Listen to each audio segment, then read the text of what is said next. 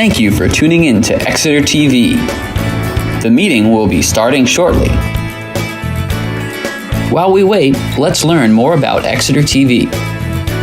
Exeter TV is the town's public and government access channels, available on Comcast channels 98 and 22.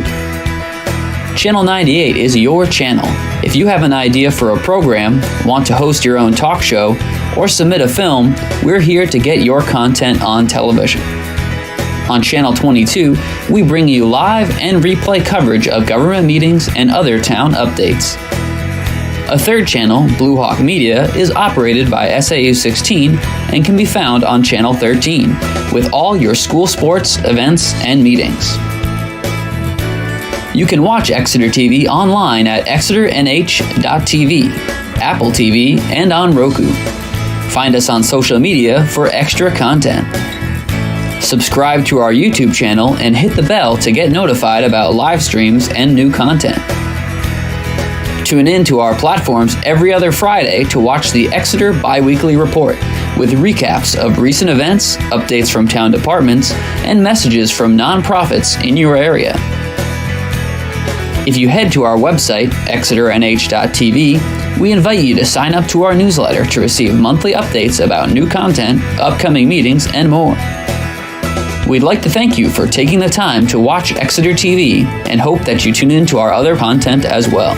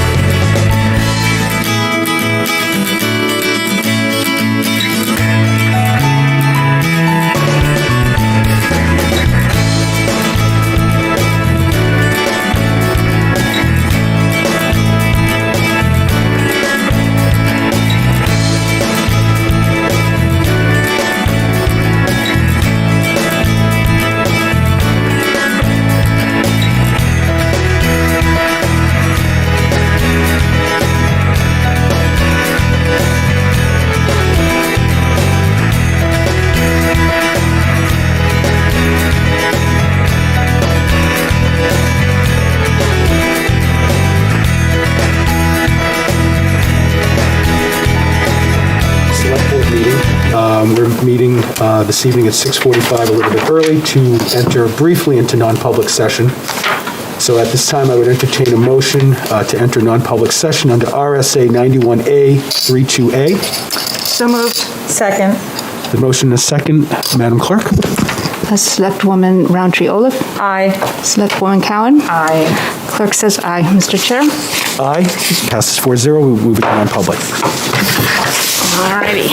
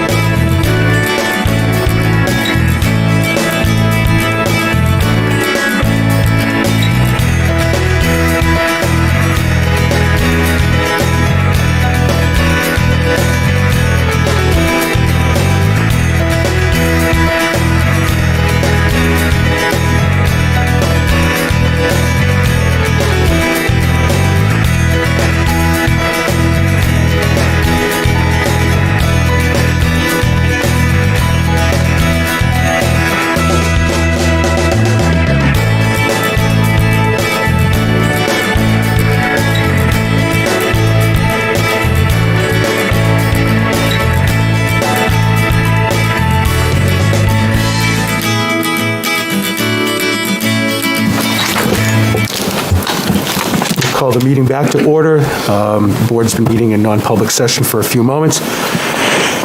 Once again, good evening, Exeter. Good evening to my colleagues on the board, town staff, and those in attendance, those watching at home. And welcome to the Exeter Select Board regular meeting of December 20th, 2021. I'd like to start by introducing the board. To my right, Selectwoman Lovey Roundtree-Olaf. Good evening. Good evening.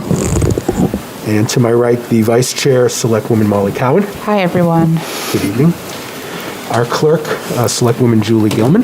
Good evening. Our town manager, Mr. Rustine. Good evening. Good evening.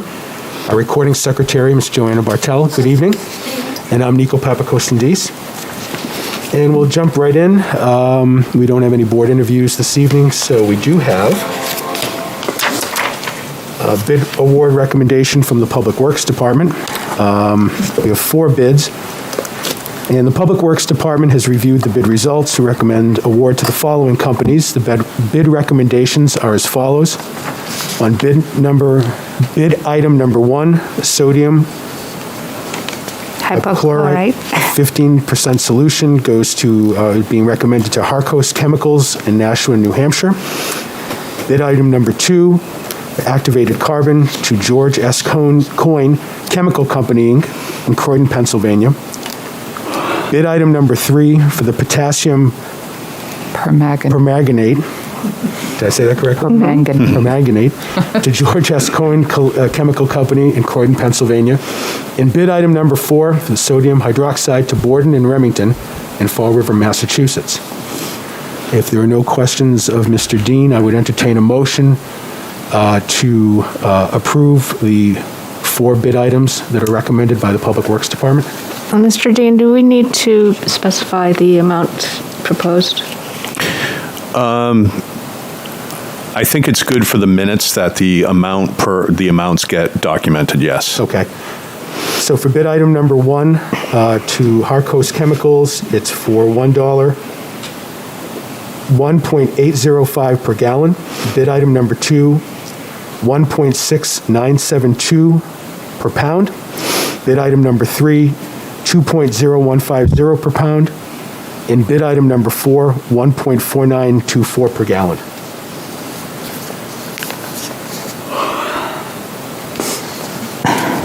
And you're looking for a motion to approve? I would entertain a motion to approve the 4 bid items that were read as recommended by the Public Works Department. So moved. Second. It's a motion and a second. Any further discussion? Seeing none, all those in favor? Aye. Aye, opposed? Motion passes 4-0.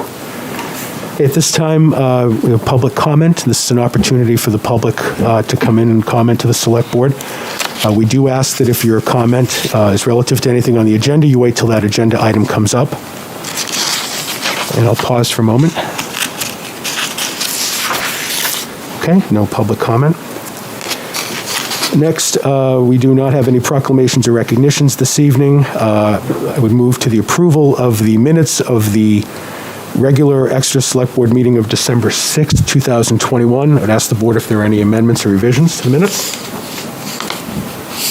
They look good. Once again, Joanna. Thanks for your work. I move to approve the minutes of Monday, December 6th, 2021. Yeah. We have a motion and a second. Any discussion? Seeing none, all those in favor? Aye. Aye, opposed? Motion passes 4-0. And we do not have any appointments this evening. And I do want to apologize to those here and those at home listening to me. I've been on the phone all day with meetings and my voice is going. So if you can't hear me, let me know and I'll try to speak up. Our first discussion item this evening is a COVID-19 update. We have both Fire Chief Wilking here, as well as our Health Officer, James Murray. So, gentlemen, I'll let you come to the podium. After me, just want to start. Thank you, Mr. Chair. Eric Wilking, Emergency Managing Director and Fire Chief. as I always stand here and I address the board and Mr. Dean, I wish the news was better, but it is not. As we all hear the local news, our COVID numbers in New Hampshire continue to rise. We were on the phone with DHHS the end of last week and again today, and they predict that with the new variant, the Omicron variant, we'll see a marked increase in cases throughout the state. That doesn't mean we will here in Exeter, but we are part of New Hampshire, so we should expect some. So early predictions have this new strain more transmissible, and the jury's still out whether or not it is actually more sickening, more deadly, if you will, than the Delta and all, but time will end up bearing that out. Looking here in Exeter, I haven't really done any stats for a couple of weeks. We took some vacation time, but we had 71 residents test positive over the past week. While we'd love to see the numbers lower, they've remained steady over the past 3, with 74 residents, 68, and as I mentioned, 71 the past week. So we're kind of plateauing off. We're not skyrocketing as other areas have. These new positive tests have pushed our number to 1,521. James and I were talking earlier. It took the town about 14 months-ish, 16 months to go from 0 to 1,000, and it's been a straight line from 1,000 to 1,500, almost straight up in a month or 6 weeks. So we are seeing a lot more positive cases. We have 79 active cases, and the results for the weekend haven't popped out yet. So typically those are big numbers, but that doesn't mean that they're all active cases as they drop off after about 10 days of study. Statewide, they're averaging over 1,200 cases a day, and again, with the numbers not out for the weekend, we'll have to see what those come out later tonight. 53 deaths over the past week, 8 here in Rockingham County, and I'm not aware of any in the Exeter area, but as we said, the county kind of speaks for itself. The fire department, through Assistant Chief Pizon and James Murray, the health officer, have been highly engaged in the vaccination process, delivering booster shots to everybody who wants one. We've been doing pop-up clinics at the firehouse. We've been doing on-site clinics, and we've been delivering a number of them to town employees and residents as well. We held 2 vaccination clinics at the Lincoln Street School for children within the SAU 16, and we're happy to say that after both the clinics total, over 300 children were vaccinated with a Pfizer. That's the only appropriate one for them. So we've vaccinated 300 children within the SAU, so very successful days. We also participated in the booster blitz, if you will. New Hampshire pushed it hard during the second day of our Lincoln Street School. The Stratum, the Cropper Middle School in Stratum was the site, and we're proud that Rockingham County led the state. We had over 2,200 people step up and receive the booster shot. That number doubled the next nearest vaccination site. So they had a very brisk turnout, and we vaccinated a lot of people here, again, in the Seacoast region, and plans are underway for another booster blitz at the Exeter High School mid-January, where we hope to vaccinate nearly 5,000 people, but that is an ongoing planning event. So I'll turn it over to James. Those are the grim statistics, but I'll let the health officer speak to where we go from here. Thank you, Chief. Hi, James. Good evening, Mr. Chair, members of the board. As the chief said, we had some successful clinics recently. The 5 to 11-year-old clinic was very successful, as well as the booster blitz, doing over 2,000 individuals. Today, we went out to the high school to do a site assessment for the next booster blitz. As the chief said, we're hoping to do over 5,000, and from what we saw today, we're pretty confident that we can achieve that.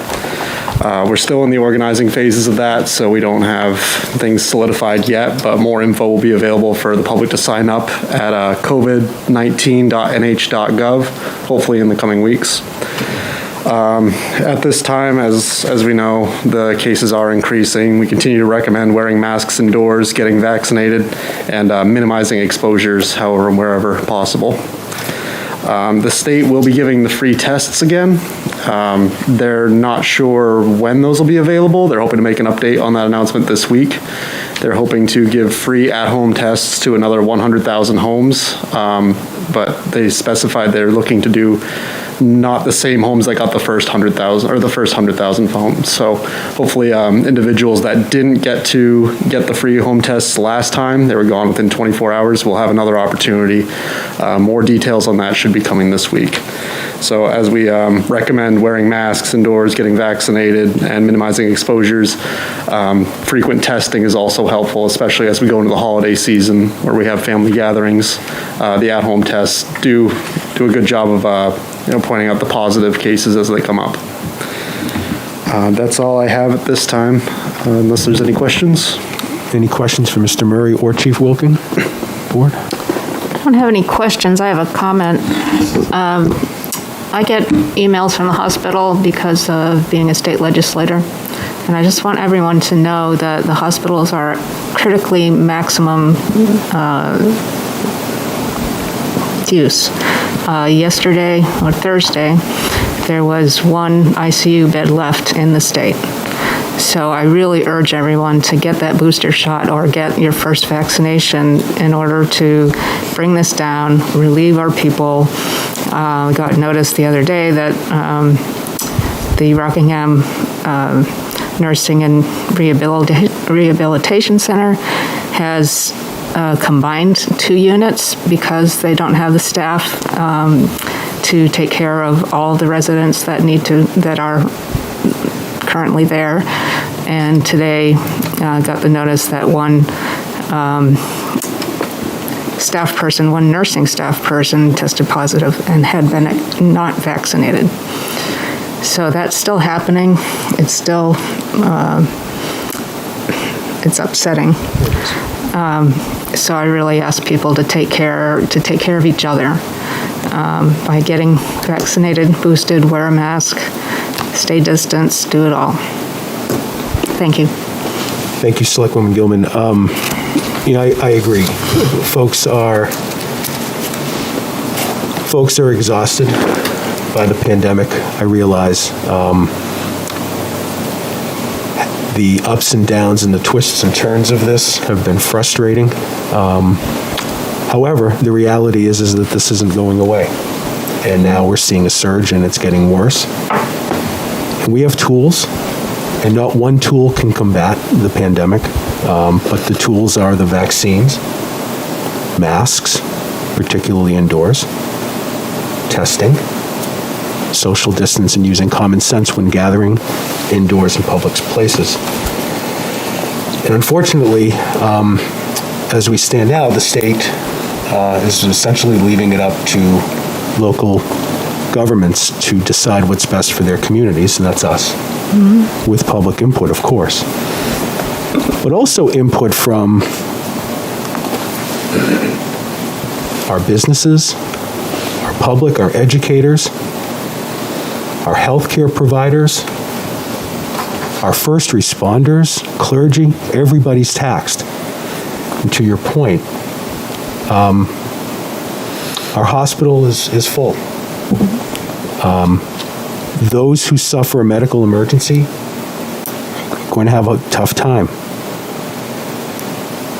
So before we have further conversation, Mr. Dean, I believe you received a letter today or an email from Exeter Hospital. If you would please enlighten us. Sure. I was able to have a conversation with Mark Whitney, who's one of the vice presidents over at Exeter Hospital, and he sent along a statement from the hospital that I felt it was important to read. So I will read that. This is Exeter Health Resources' position on town-required indoor masking. The leadership of Exeter Hospital core physicians and Rockingham VNA strongly recommend that all towns and municipalities in New Hampshire consider establishing requirements for indoor mask utilization. Current circumstances facing all New Hampshire communities demonstrate that without taking steps to slow the rate of infections, we will experience ongoing risks for all residents needing to access healthcare services and a prolonging of the impact of the COVID pandemic. According to the state's website this morning, as of Friday, there were 456 hospitalized patients with COVID in New Hampshire hospitals, more than 100 more than at last year's peak.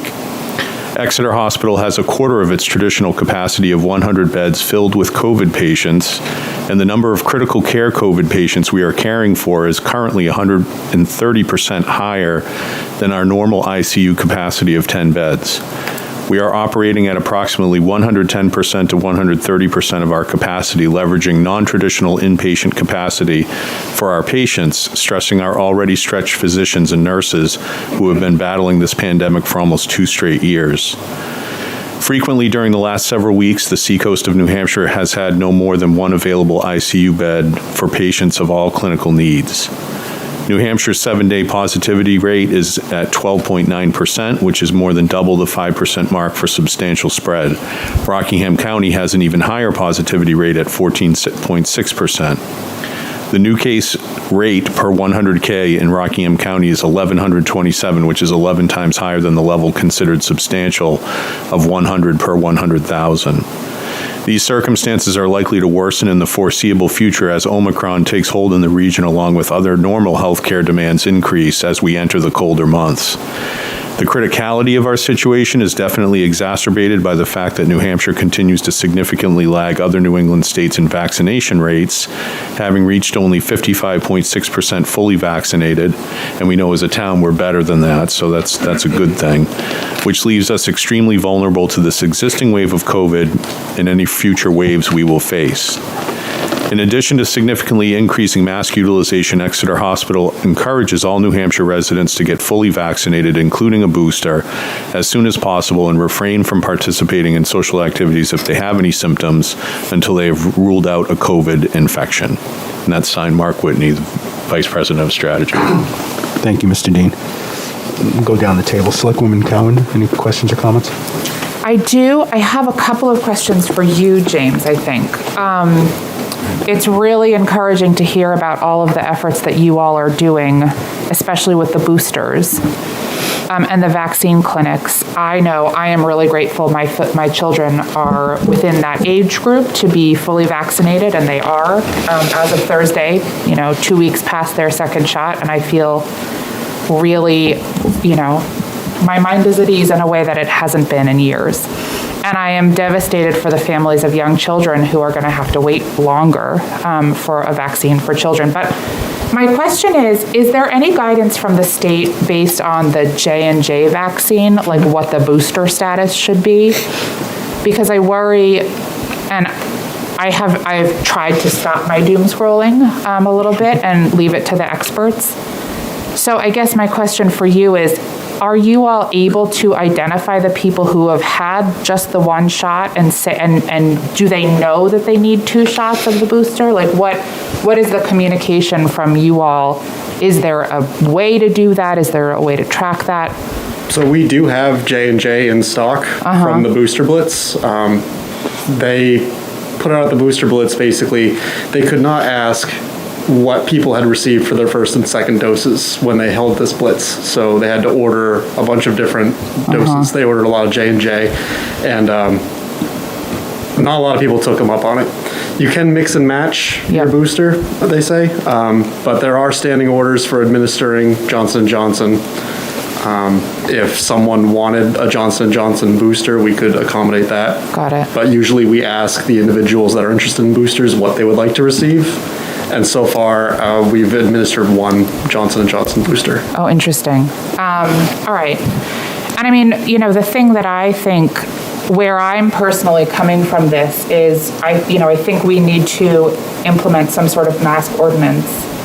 I think that we shouldn't do everything we can to get everybody vaccinated. I think that is our most powerful tool against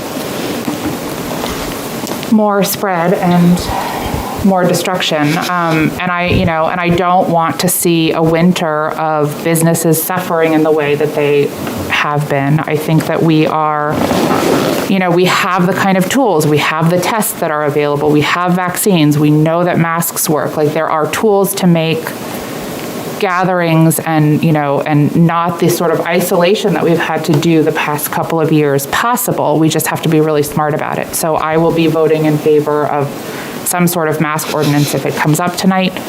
I encourage everybody to get vaccinated. I encourage everybody to get tested. And my heart goes out to parents who do not have that option, because that must be devastating. Selectwoman Roundtree, if any question or comment? No. Members of the public? Evening, everybody. Don Clement, Thelma Drive. Both my wife and I are triple vaxxed, as we call it, but we're still apprehensive. You've heard all the statistics tonight from Chief Wilkins, Mr. Murray, and Town Manager Mr. Dean, so I'm not going to repeat them. I did see on TV tonight, before I came over here on national news, that Omicron is now the dominant strain, and about 70% of all new cases are Omicron, and it replicates so rapidly. I'm afraid we're headed to a severe situation. I would advocate strongly that the board implement a mask mandate again in town. I don't go out much in public, but I have been, my wife and I both go grocery shopping and go to the pharmacy. And I'm finding in the last few weeks that roughly, depending on the time of day, depending where, 25 to 30% of the people are unmasked. Some of the establishments are good, their employees are all masked, others are not. I would love to be able to advocate for mandatory vaccinations, but we're not going there. But, masking is the next best thing we can do. If we're all masked, we can still get out in public, be careful, be safe. I know Christmas vacation is coming, but this is very important. So again, I ask that you strongly consider again, a mask mandate. I know the city of Keene just implemented one today, and I also read that the city in Brockton, I think in Massachusetts, did something similar. So, Keene has set the bar here, and I think we should follow. But I think, as we said, we're headed in the wrong direction right now because of the virus, but we need to stop it before it spreads and before it becomes so catastrophic that none of us can manage anything anymore. Thank you very much. Thank you, Mr. Clement. Any other question or comment from the public? Okay, bringing it back to the board. Mr. Murray or Chief Wilking, one of the two, we mentioned the city of Keene, and I know there are several, Brockton, but there are several other communities in neighboring states that are doing some sort of mask mandate ordinance suggestion or combination of. What else are you seeing in this region, if anything? Nashua is supposed to have their conversation tomorrow night on whether or not to reinstate their mask ordinance. In our immediate area, I was able to reach out to Portsmouth today. They haven't started the conversation yet over there. That's all I have for the surrounding towns. Right, thank you. Selectwoman Montreal. I'll just jump in and say that we were one of the first towns to initiate the mask mandate, and it proved to be quite beneficial. So I'm in favor of us jumping on board and moving forward and getting this done, and making it easier for business owners who don't have to take the lead on it since the town is doing the work for them. So if we can do that tonight, that would be great. Selectwoman Gilman. Well, the city of Lebanon has also reinstated their mask ordinance. I think we should stay away from the word mandate and continue as we did before, that it's an ordinance. It's a matter of choice of words, but there's an acceptable difference from some folks than others. And this would be presumably for indoor settings. The last time we did it, it was at the end of the summer, and we extended it outdoors to the business district. Mm-hmm. I think I'm comfortable. I think we know enough about the virus that we know it doesn't quite spread outside. I would, in the same way that we thought it did in the spring, I would be amenable to just inside. And with the same education component, masks available, we'll bring you masks if you need them. Do we still have access to PPE if businesses need masks? We do. We have a good stock of what we're wearing today, either face coverings or a surgical mask. And I think it's just worth the discussion and make sure everybody out there knows what we're talking about in here. As we look around the room, and most or all of us have a mask on, it takes two of us to complete this safety measure, if you will, this surgical mask is allowing my breath and my atomization to not affect as many people around me. That's why I wear it, to protect others. You're wearing it to protect me and others around you. The only true protective measure for those that are vulnerable or, truly, more worried than perhaps we are, I too am triple vaxxed, as Don has said, is to wear an N95 mask or a mask very, very close to the N95 mask. But to answer your question, we have a good supply of surgical masks. We can certainly, push that out and facilitate most of the business we have. We would have to look at how we would replace that, because again, we're all hoping that this would begin to wane. We didn't ramp up as we did a year ago, and here we are. It hasn't waned, but yeah, to answer your question, we can get more PPE. We can push that out. But you're going right where a lot of us are asking from an emergency management standpoint. I think an ordinance makes sense if crafted, but beyond an educational piece, what is the town willing to do? When you read further in the Keene piece, it's very clear that there are penalties associated with repeated reminders, and I'll call it that, of wearing a mask. The police department is highly engaged in the city of Keene. I'm not here to get in the way of the police department in Exeter. I'm not here to speak for the police chief in Exeter, but I will say, if we're going to go down the road of an ordinance and we want people to follow our direction, there needs to be some form beyond education, and unless the police chief wants to engage that conversation with us. I know James lives out of town, and we've talked in the past about different town agents being able to facilitate this. I'm not sure how effective that will be. Yeah. Shouldn't be a reason not to put an ordinance in place, but just some thought needs to go down the road as to how we're going to facilitate that beyond the educational piece. No, I agree with you, but I'm also less inclined at this point to make this the responsibility of the police to add to whatever. There's a lot of other stuff going on, and I am not in the position, or I can't tell them that they have to now add this to their list of things to do, where someone's making the phone call, so-and-so wasn't wearing their mask when they were walking down the building, and it becomes this petty kind of thing. My hope and desire is that we can replicate what we did the first go-around by creating the ordinance and hoping that people who are going to follow it will. And I think just having that ordinance encourages those who are sort of feeling like, oh, well, I don't want to be that person who wears a mask if we don't have to. But now that we have the education out there, we know what's going on with this new variant, that our town is telling us that this is what we need to do so that we can get back to normalcy again. And perhaps this will happen again, but this is the new norm. So this is what we have to do, and I don't want to put it on the Agreed. Police staff to do that. So that's my personal thought, but. And similar to the last time, that's along the lines of where we went, we offered that perhaps officers would have masks on them.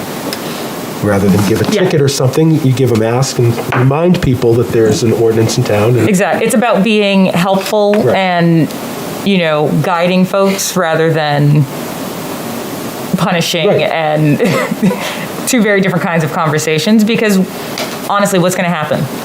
If someone is adamant that they're not going to wear a mask, Just make them angrier. they're not going to wear a mask. Well, and I do think that there should be places that if you don't want to wear a mask, you don't get to be in here, like the schools or places,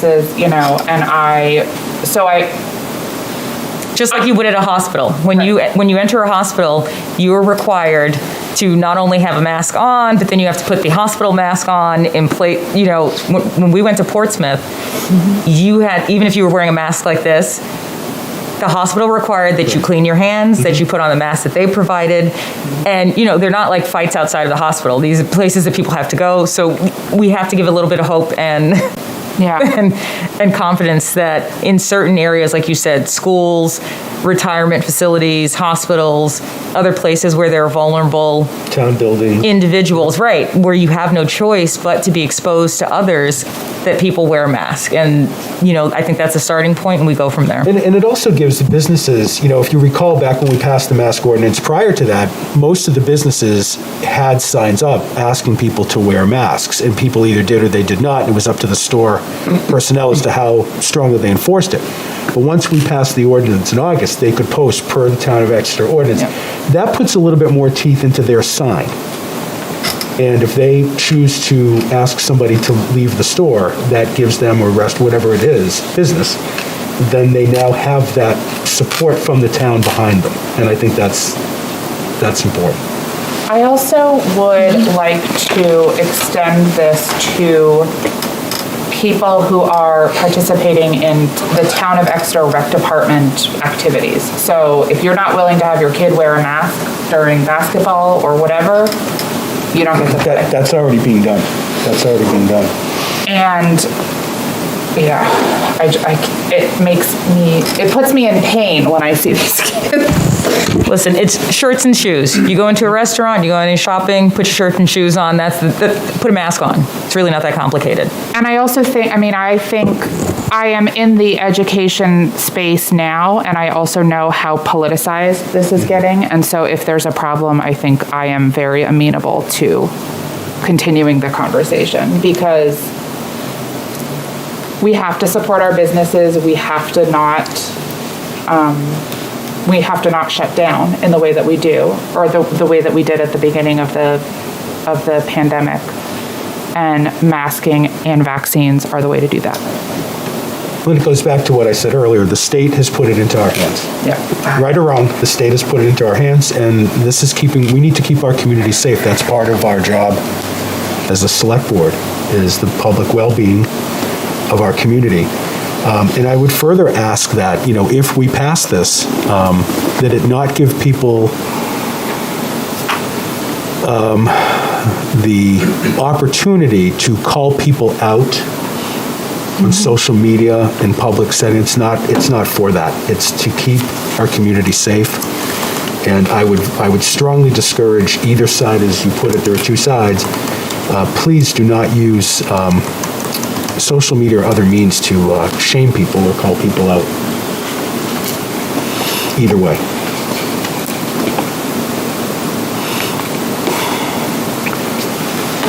Any further discussion? No, I would motion to put a mask ordinance in place through, what should we do? Like through the Biden transportation mask? What is that? The end of March? With the understanding, like we did the last time, that we can always revisit it. Yeah. If things change, if they, let's hope, improve, or if things get worse and we need to put more teeth, but an effective date and an end date would probably be nice. But Or not an end date, but when is our March meeting? Let me look. we haven't got that. Oh, we don't have. I just make sure that you put indoor, right? Yeah. You just said, Yeah. just making sure that, thank you. I was just looking up what we wrote last time. So, Mr. Chair, as you're working your way through the process, I just wanted to ask a couple of questions. One is, so this mask requirement, you're extending that to all indoor buildings, or the indoors of all buildings? Like, how would that work? We're discussing that, yeah, the motion hasn't okay. been made, but my understanding is it's all indoor buildings. Yeah. So town hall, or town hall, offices, yeah. town hall? I think it starts recreation here. building. We have to set the example. Okay. Yeah. Yes. I was waiting for you to, No, that's my motion. effective, Just what Monday in March? A Monday in, oh yes, that's what I was looking for. And then I got distracted by my to-do list. So there is the 7th, the 14th, the 21st, the 28th. Say the 21st, sounds like a... All right, sounds like we're meeting that night. Yeah. first day of spring. Oh, yeah. First to it. There you go. And the effective date, Selectwoman Cowan, in your motion? Tomorrow. Merry Christmas. Merry Christmas. So could you, Joanna, did you get the motion, or? Was it in all buildings in Exeter or just all town buildings? All buildings in Exeter. Is this, and another question, is this modeled after the prior ordinance? I would say. I was just looking it up. Is the intent that what was in the prior ordinance is going to be in place for this ordinance? Yeah. The exception of the outdoors. Yeah. With the exception of the outdoors? Correct. Yes. Okay, thank you for that clarification.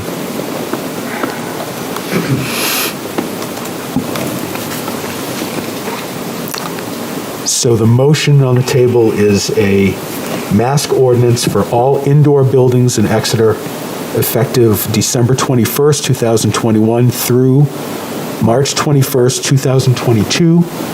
Yeah. Second. Thank you.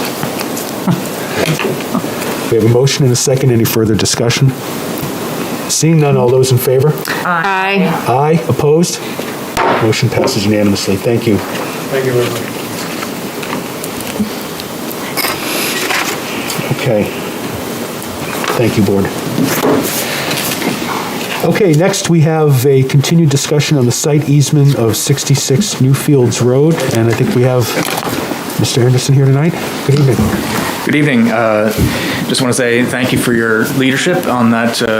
Before we get into this lighter affair on that challenging front, setting the example and letting us be the second spot in New Hampshire. Definitely appreciate it. We at the Word Barn have had a mask mandate since May of 2020, and our job is so much easier. It was so much easier back when the mandate was in existence, because we could simply say, look, we don't want to get in trouble with the town or the state, and this is what we need to do, and people would respond. It was just so much easier to remind people that way. So thank you for doing that and making our lives easier and safer. Thank you for that. So I'm back again tonight with some good news. We went before the planning board, and they unanimously voted in favor of recommending this to you for your approval. So now we have both the Conservation Commission, Planning Board, as well as DPW who do not have a problem with this. And so I'm here hopefully to bring this to conclusion and hopefully have your support. Okay, thank you. Mr. Dean, the planning board did approve or voted to recommend this. And I believe, what else? They did. What else do we need to do? So according to town council, after review, they created an easement deed for this particular item. Okay. And they weighed in and said that LCHIP would also have to sign off on it. Okay. So if the board is going to approve it, it would be approved subject to LCHIP's approval as well. Okay, so that's the only thing left to, okay, but the board can make a motion Conditioned upon. conditioned on the approval of the LCHIP? Yep. Okay, And you can authorize me to sign if Yep. LCHIP approves. okay. Before we ask for a motion, are there any questions or comments from Mr. Anderson? No, no. And if not, then I would entertain a motion. I move, let's see. I move to approve pending LCHIP authorization, the site, what is it called? The site easement. Okay. The site easement from tax map parcel 24 through 29, the Word Barn at 66 Newfields Road. And authorize Russ to sign it pending LCHIP approval. Second. Any further discussion?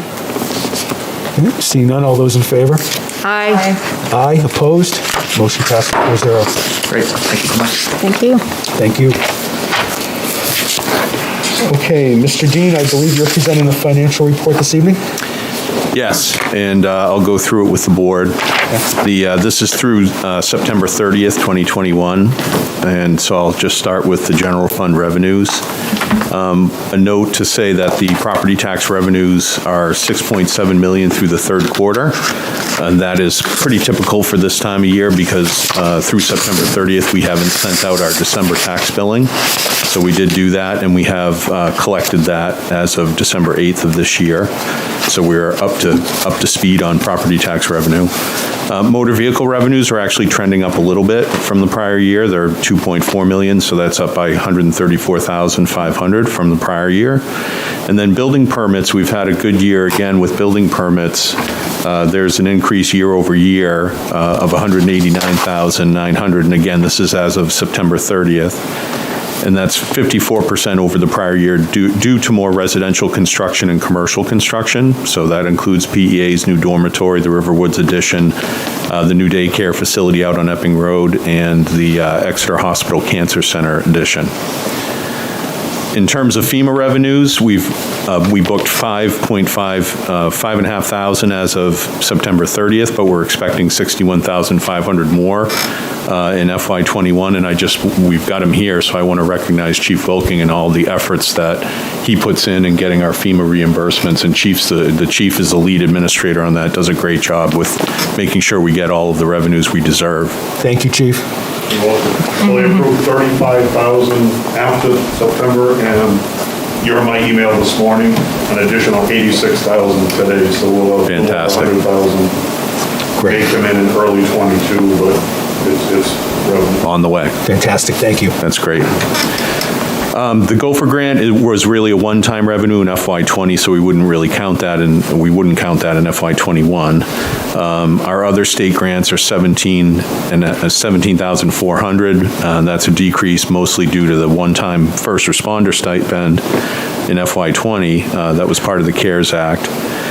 Then income from departments, $779,000 through September 30th, and that is due to insurance reimbursements from Primex and an increase in blue bag revenue. What that doesn't include is the health trust refund that came in the fourth quarter. So that will bump that income from departments number beyond what we forecast for the year, which is great. Then interest income, that's down, decrease of $42.4 thousand from the prior year. That's due to lower interest rates during the pandemic. We all know that interest rates have dropped significantly. So from 2020 to 2021, that number is lower than it has been.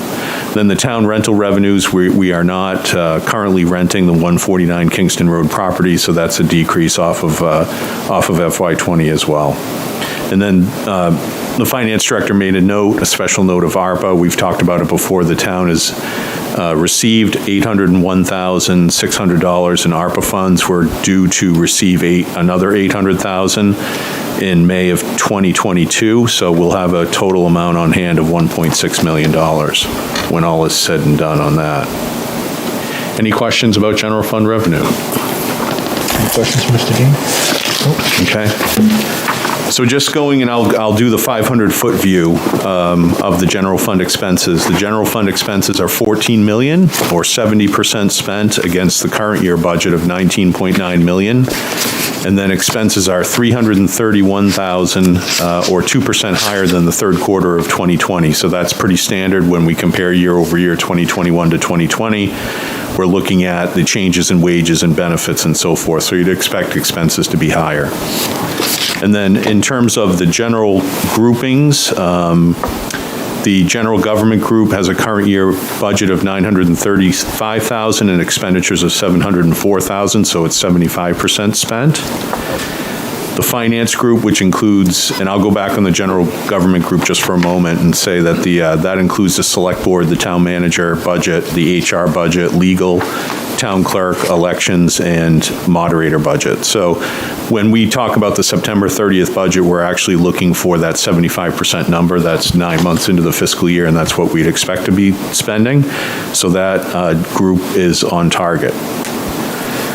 The finance group is currently $983,300 budget with current expenses of $688,000, or 70% of the budget being spent. So there are a couple of reasons that is the case. One is in the assessing area, it's only 54% spent, and that's because of there was a one-time upgrade charge to the cloud-based vision system in the prior year that's not in the current budget, but also the timing of the MRI contract and payments out on that. In the planning, inspection, code enforcement, other boards and commissions, budget's $533,000 and expenses are $343,400. So that's 64% spent. Again, that's favorable compared to the 75% number that you'd look for. And so that's pretty straightforward. Just looking at the police department budget, the expenditures are $2.6 million, or 67% spent against the budget of $3.8 million. So again, under the 75% figure. Most of that is due to the patrol area. If you look at that, that's only 63% expended, which is down from $151,000 from the prior year. And as the note says, it's due to position vacancies, and that reflects in the wages, tax, and benefits budgets there. Then decreases in fuel and investigations directly related to the balance are also directly related to the balance of that decrease. And then communications is 68% spent. That's $6,000 over the prior year. Wages, taxes, and benefits have increased by $7,500 per the union contract. They're offset by decreases in equipment maintenance and repair of $1,500. Any questions about that budget? Any questions for Mr. Dean? Okay. Fire department budget, the expenses are $2.7 million, or 69% spent against the current year budget of $3.9 million. So that is looking good there. Again, the biggest budgets that you see in that area are the fire suppression area, where it's 69% spent, and there's a decrease there of $166,000 due to employee turnover, and there's a decrease of $203,000 in salaries, wages, and benefits. That's partially offset by the fire administration, which is up $113,000 on wages, and that's due primarily to the reorganization of the department. Then you have emergency management is 68% spent, and the health department is 73% spent. And again, that budget is actually $15,500 less than the prior year due to savings on the replacement of the mosquito control vendor. And James isn't here, but I would like to give him acknowledgement as well, because he helped manage that and got that bid and contract. In the public works area, expenditures are $3.5 million, or 64% spent this year against a budget of $5.6 million. Again, that's through September 30th. The DPW administration, you see in some of these budgets, like DPW administration, there are vacancies, and that's one of the reasons that the percent spent is down. Also, solid waste is 53% spent, but that's mainly due to payments from the disposal contract. They're a little off-cycle that way in that area. And so those expenses for August or September is not realized until October. Then the maintenance building, the maintenance department in the town buildings maintenance is 64% spent. And that's $594,000 against budget. And the maintenance budgets were curtailed in 2020. The maintenance projects were curtailed in 2020 due to COVID. And there's a current year increase of $46,000 there. There's a $24,000 increase in contracted janitorial services due to a temporary staff shortage in the maintenance department, and buildings maintenance increased by $20,000. So that's Public Works. Going on to Parks and Rec, expenditures year to date are 68% spent, and Parks expenses are $140,000, or 63% expended. And that is less than $13,000 from the prior year. Wages, taxes, and benefits have been decreased because we've had laborer vacancies in the Parks Department. Both are now filled. I think actually one is open. One is filled, one is open. So we had a short-term employee that came in and left, unfortunately, quickly. Contract services are increased by $7,000 to cover labor and other increases in landscaping supplies, $5,000 equipment purchases, $3,000 miscellaneous expenses, $1,000 to offset the decrease. So that's Parks and Rec, 68% spent. The library is 77% spent, $833,000 year to date, or through September 30th. Expenditures are up $148,000 over the prior year. Wages, payroll, benefits, payroll taxes and benefits increased by $46,000 over the prior year. Public service expenditures of $206,000, or 100%, were requested in full by the end of the second quarter of FY21. So that lets the board know that that's an expense category that the library requested in full. And moving on to debt service in the general fund, the expenses this year are, through September 30th, were $1.4 million, or 100% expended.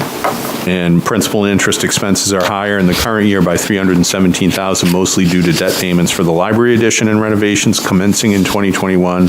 There was a $417,000 debt payment, and that debt payment is offset, the debt payments in general are offset by a decrease of $59,000 for a prior year bond anticipation note for the library addition renovations and other debt service decreases for lower principal and interest on older bonds of $41,000. So that's the delta there, but we're 100% spent as of September 30th. So adding that all up, the general fund net deficit as of September 30th is $3.1 million versus the prior year of $2.4 million, for a difference of $768,000. And then the note is the net deficit for the third quarter is typical because approximately 3/4 of the general fund budget has been expended, but only half the revenues have been received. Taxes are billed for the second half each year in November and are due in December. Revenues and expenses that affect net income are described in the narrative above. So that's the general fund, and as if I could say one thing about it, like I said, the expenses are tracking what we would expect this for through September 30th, so there are no anomalies or anything I have to highlight. Any questions?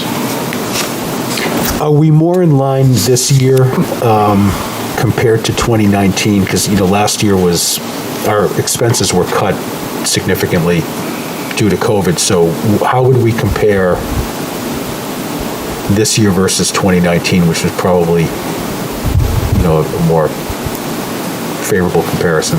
Yeah, I think generally speaking, if you look at, there's a sheet in the packet that talks about general fund expenses, and 2019 isn't in that packet, so I'd have to go back and look.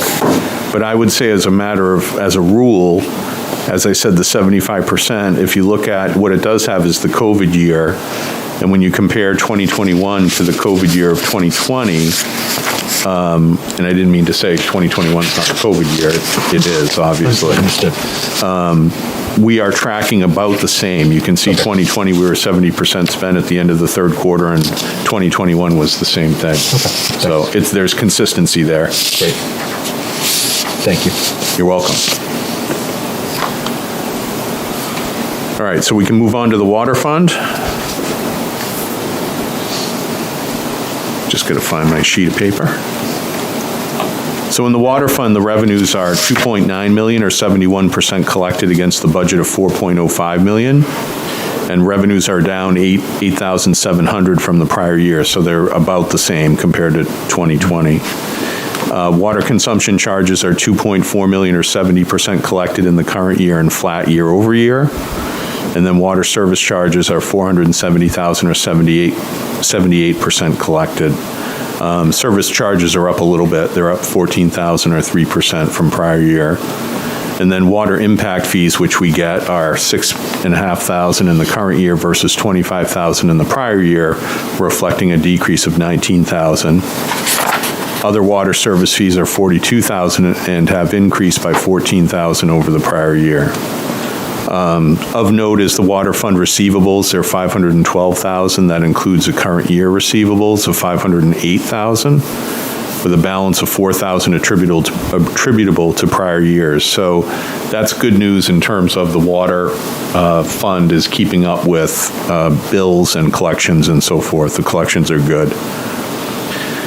The water fund expenses are 72% spent against the $4 million budget, so $2.9 million. The expenses have increased by $154,000, or 6% over the prior year. So that's year-over-year change of $154,000. And then you can see the basic elements of that are administration, billing, distribution, treatment, and debt service. And right now, we have paid 100% of the debt service budget in the water area as of September 30th. I'll just note the water fund net deficit right now is as of September 30th, is $40,100. So that's versus net income of $322,500 in the prior year. And there's a note from the finance director, as noted, rates were increased in July of 2021 to begin covering operating expenses. The water fund was projected to run in a negative position in FY21 because the planned water rate increases were deferred in 2020 due to the pandemic. So I would say that by the end of this year, we have 1.9 million right now as of September 30th in our water fund balance. And I think we'll be projecting that our revenue streams will be slightly less than the budget. So we'll probably knock that fund balance down by, in order of magnitude, $200,000 or so at the end of this fiscal year. But it's still a pretty good, pretty solid financial position that we're in the water fund. Any questions about that? Thank you. On we go. Through September 30th, the sewer fund revenues are $4.9 million, or 71% collected against the budget of $7 million, and the revenues are relatively flat year over year. And the breakdown, you can see, I won't go through it, but the breakdown between the usage charges and the service charges and the percent collected there, we have 67% collected in the sewer usage charges versus 68% collected in the prior year. So we're on target with our revenues. The sewer fund receivables are $1.07 million as of September 30th. The current year receivables, again, I think that's the important number, are approximately $1.03 million, with $43,000 from prior years. So again, we're seeing people are paying their bills, and we're seeing the revenues coming in as we would expect them to come in. Because the sewer services cannot be shut off, the town place sewer liens on homes, businesses that don't pay their bills within 30 days or more. Where we've done that, it's actually been effective because we were seeing our receivables drop, and that has made a difference in terms of how we're collecting for sewer. And then I did check today, the statement in the report says payment plans have more than doubled since the prior year. I would just qualify that by saying we have 16 active plans, and we had 8 last year. So some people that are on payment plans in one year, it carries over to the next year. Okay. So it's actually a net gain of 8 in this instance. So it looks like it's doubled, but it's actually carryover and adding a few more. And that's actually, given the fact that we have 3,400 water sewer accounts, I think that's pretty good that we only have 16 payment plans that are active. The sewer fund expenses are $2.3 million, or 33% spent in the current year from the budget of $7 million. Expenses have decreased by $37,000 from the prior year when you compare September 30th of 2020 to September 30th, 2021. And then you can see the different areas again. Administration is 79% spent. The sewer billing is 78% spent. The sewer collection area is 53% spent against budget. The sewer treatment is 67% expended against budget. And I lost my page 7. Then we have the debt service budget, which is $4.1 million for the current year, and debt service expense for the first 3 quarters of the year is $515,000, or 13% of the total, and that's, of course, because we don't pay our wastewater treatment plant debt payment until December of each year. So we just paid that actually within the last 10 days and made that large payment. Capital outlay has a budget of $215,000 with year-to-date expenses of $13,500, or 6%, so that seems low, but you'll see in the encumbrance list coming up that a lot of the work that water sewer wants to do has been deferred into the next year just because of seasonal issues, and they still plan on going forward with all of it. Then appropriation from sewer reserves, the board voted to use $65,000 of the sewer fund reserves to buy out the remaining lease of the town solar array used for sewer fund operations. So that happened earlier this year. And then the sewer fund net income, which is a figure that, is kind of skewed a little bit by the fact that we're making that big debt payment in December. But for the current year, it's $2.7 million versus the prior year of $2.5 million. And it does represent an increase of $229,700 over the prior year. But again, it looks like there's a big net income figure, but we burn through that when we make the wastewater debt payment in December. So it all catches up. I did want to mention, too, that the board, I sent an email to Julie last week about this, but that there is a House bill that is being contemplated to fund Exeter's share of the wastewater plant, the state aid grant, which would give us approximately $700,000 to $800,000 to offset the debt payment for the wastewater plant. It's something that we've been active on, and hopefully this time it will come through. We hope, right? Sounds more encouraging this year, but I'll leave it at that. We're keeping our eye on it.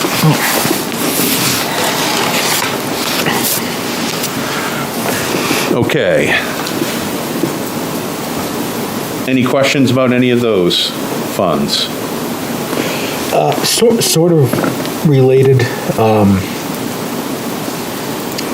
Do we have any updates, Russ, on the two projects that we submitted to Congressman Pappas and Senator Shaheen, respectively?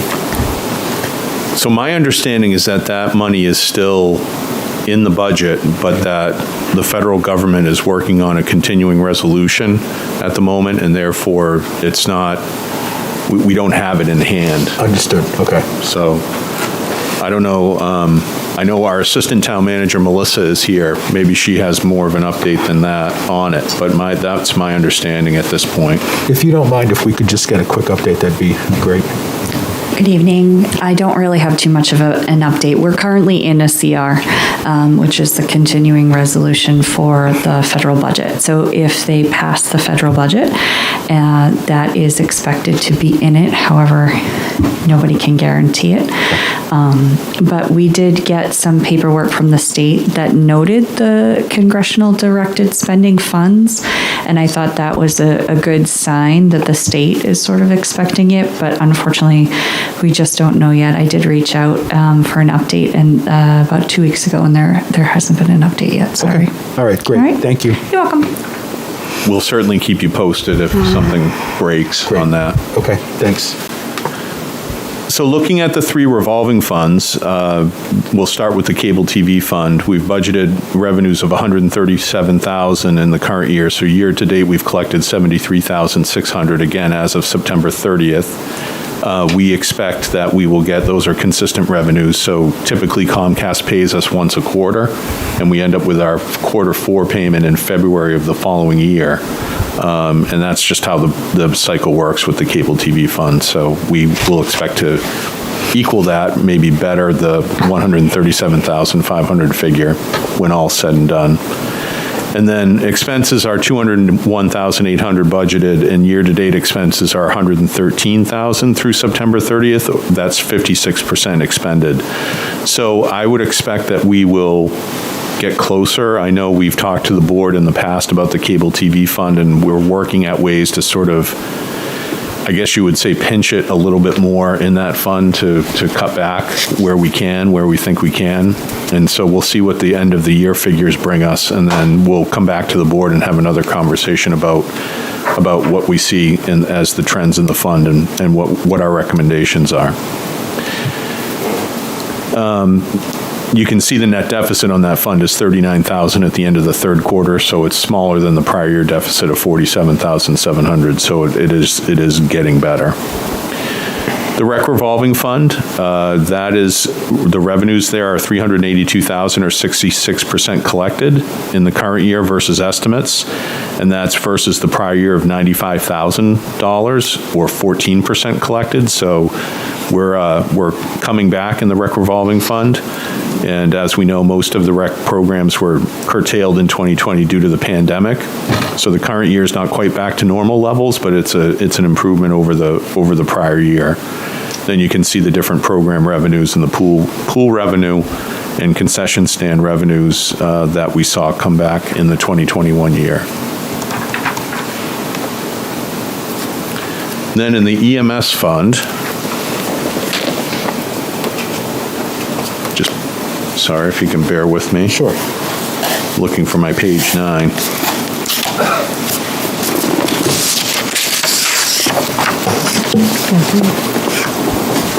Thank you, Julie. In the EMS fund, The ambulance revenue is $382,700 through September 30th compared to $384,500 in the prior year. So that's a very consistent revenue stream. The expenses in the EMS revolving fund are budgeted at $377,000 and have been expended by $146,900, or 39% in the current year. So the fund is doing well. And it's, again, when we budget this fund, we look at returning 95% of the revenue that's realized at the end of the year, the fund balance, if you will. We transfer 95% of it over to the general fund to help us pay for firefighters and EMTs. So general expenses are $148,000, or 85% expended versus the prior year, or 88%, reflecting a 4% decrease. So I think we're looking at another pretty good year in the EMS revolving fund. We should be able to return some surplus back to the general fund. Okay, That's everything. Thank you. Any questions or comments for Mr. Dean? Mr. Dean, out of curiosity, and maybe this might be a question for you, Melissa, how many openings do the DPW currently have? I thought we were down to 3. And I'm not. That's a huge jump. Yeah, I thought it was more like 7. Thought it was the other way.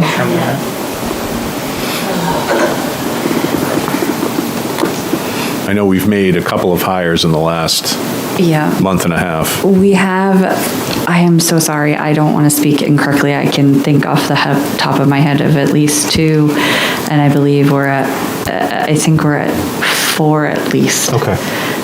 Maybe more. I can get that to you tomorrow and send that to you in an it email. popped into my mind when you were talking about Parks and Rec being down 1. I know when Director Perry was here last, she spoke of, or certainly during the Budget Recommendations Committee, subcommittee, she was talking about the openings, and they've been open for some time. A few of them have been, yes. So I know our HVAC plumber position has been open for quite some time. Our engineering tech had been open for quite some time. We were able to fill that. We're currently down. Our assistant town engineer has moved on to the state, so that position's open. We have a general highway foreman position. And like I said, I think maybe 1 or 2 others. I know police is looking for dispatch. We have a need for dispatch patrol. Like you said, Park and Rec. I'm sorry, I can't think right on the spot, but we do have various positions within the community. DPW does seem to be affected the most at this time. Great. Thank you. And we can get that information. We'll send it to the board as far as our list of vacancies. Yeah, I shouldn't have said 3 myself. I know. No, it just sparked my curiosity, because I know Jennifer's talked about that in the past, and then when you spoke of Parks and Rec, it just, because I know you've talked about bringing people in, and it's just out of curiosity. We have several vacancies. Okay. We can say that with confidence. Fair enough. Okay. If there are no other questions on the third quarter report, Mr. Dean, we can move on to the FY21 encumbrances. Yes. So the FY21 encumbrance list you have in front of you. Some of the main encumbrances that you'll see on that sheet, I'll just delete one, which is the internet services for AHA Consulting, Municode. That can come off the list.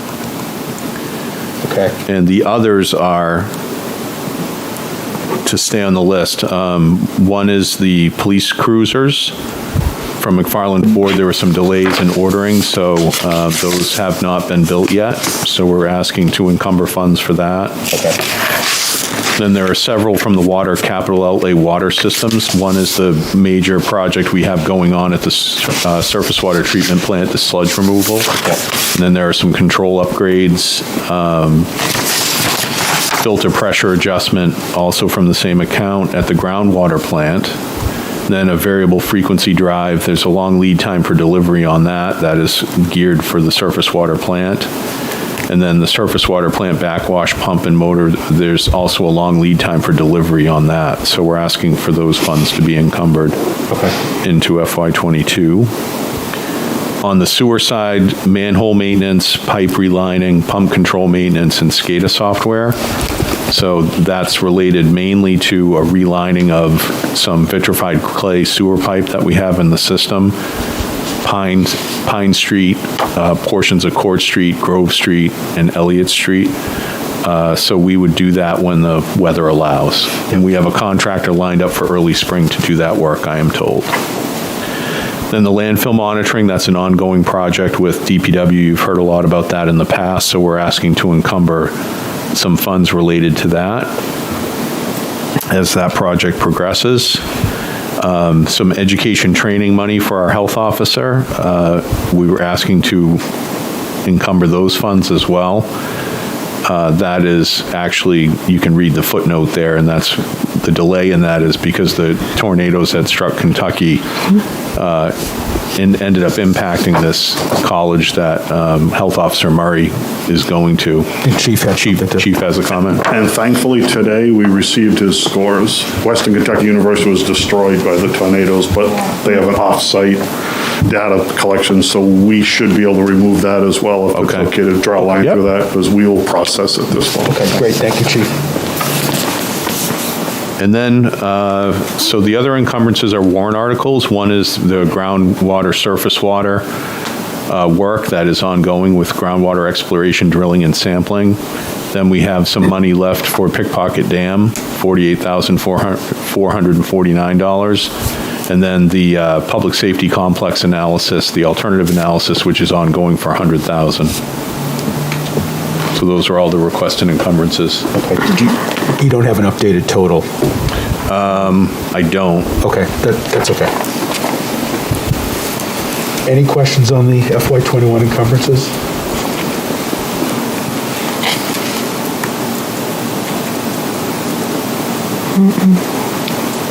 Mr. Dean, was that you complete or? Yes. I'm just trying to get you a figure. Okay, we can wait.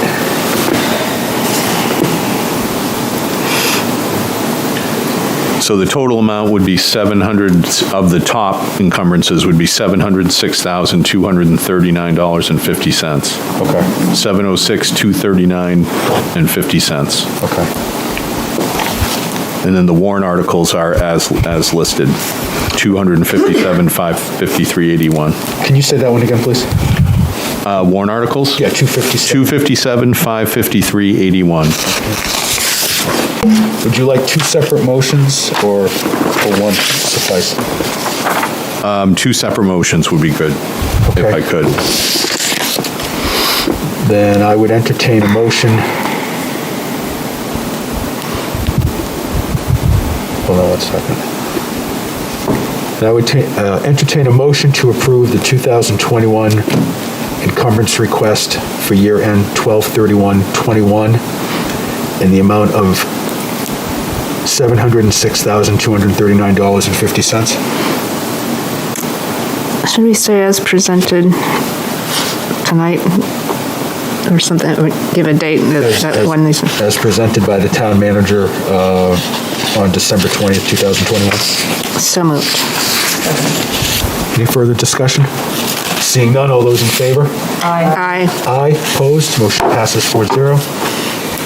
Then I would entertain a motion to approve the 2021 list of warrant article encumbrances as presented on December 20th, 2021 by the town manager in the amount of $257,553.82. So moved. Second. There's a motion and a second. Any discussion? Seeing none, all those in favor? Aye. Aye, opposed? Motion passes 4-0. Thank you, Mr. Dean. You're welcome.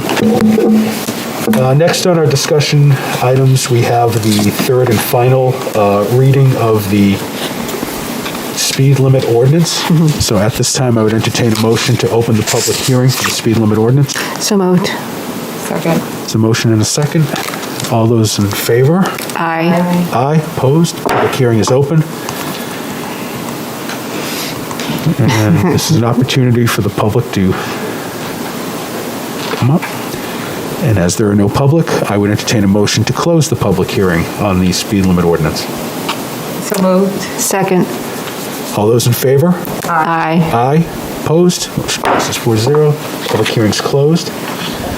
There were no other revisions since the last reading, I don't believe.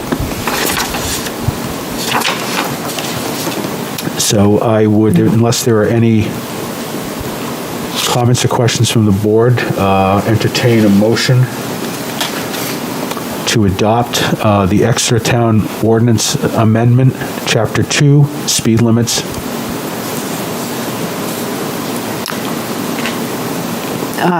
Or, No, I will move that with the adoption date of Okay. 12/20/2021. is there a second? Second. There's a motion and a second. Any further discussion? Seeing none. All those in favor? Aye. Aye. Opposed? Motion passes 4-0. Thank you. Mr. Dean, on the Swasey Park discussion, did you have any town staff that was going to?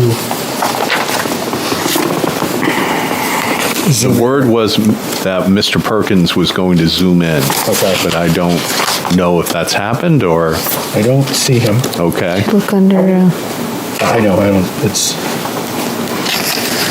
I know his email's in the packet, so as far as what his comments were. So, yeah, the email in the packet actually predates what we discussed the last time, so I was hoping he was going to be able to provide some additional information on one of the options that was discussed. So, Okay. since he's not here, there is a letter from the Town of Exeter Arts and Culture Advisory Commission that's in our packet, but Selectwoman Roundtree, if I'll turn to you if you have anything to add to this, or? Nothing to add from the last time we spoke. Okay.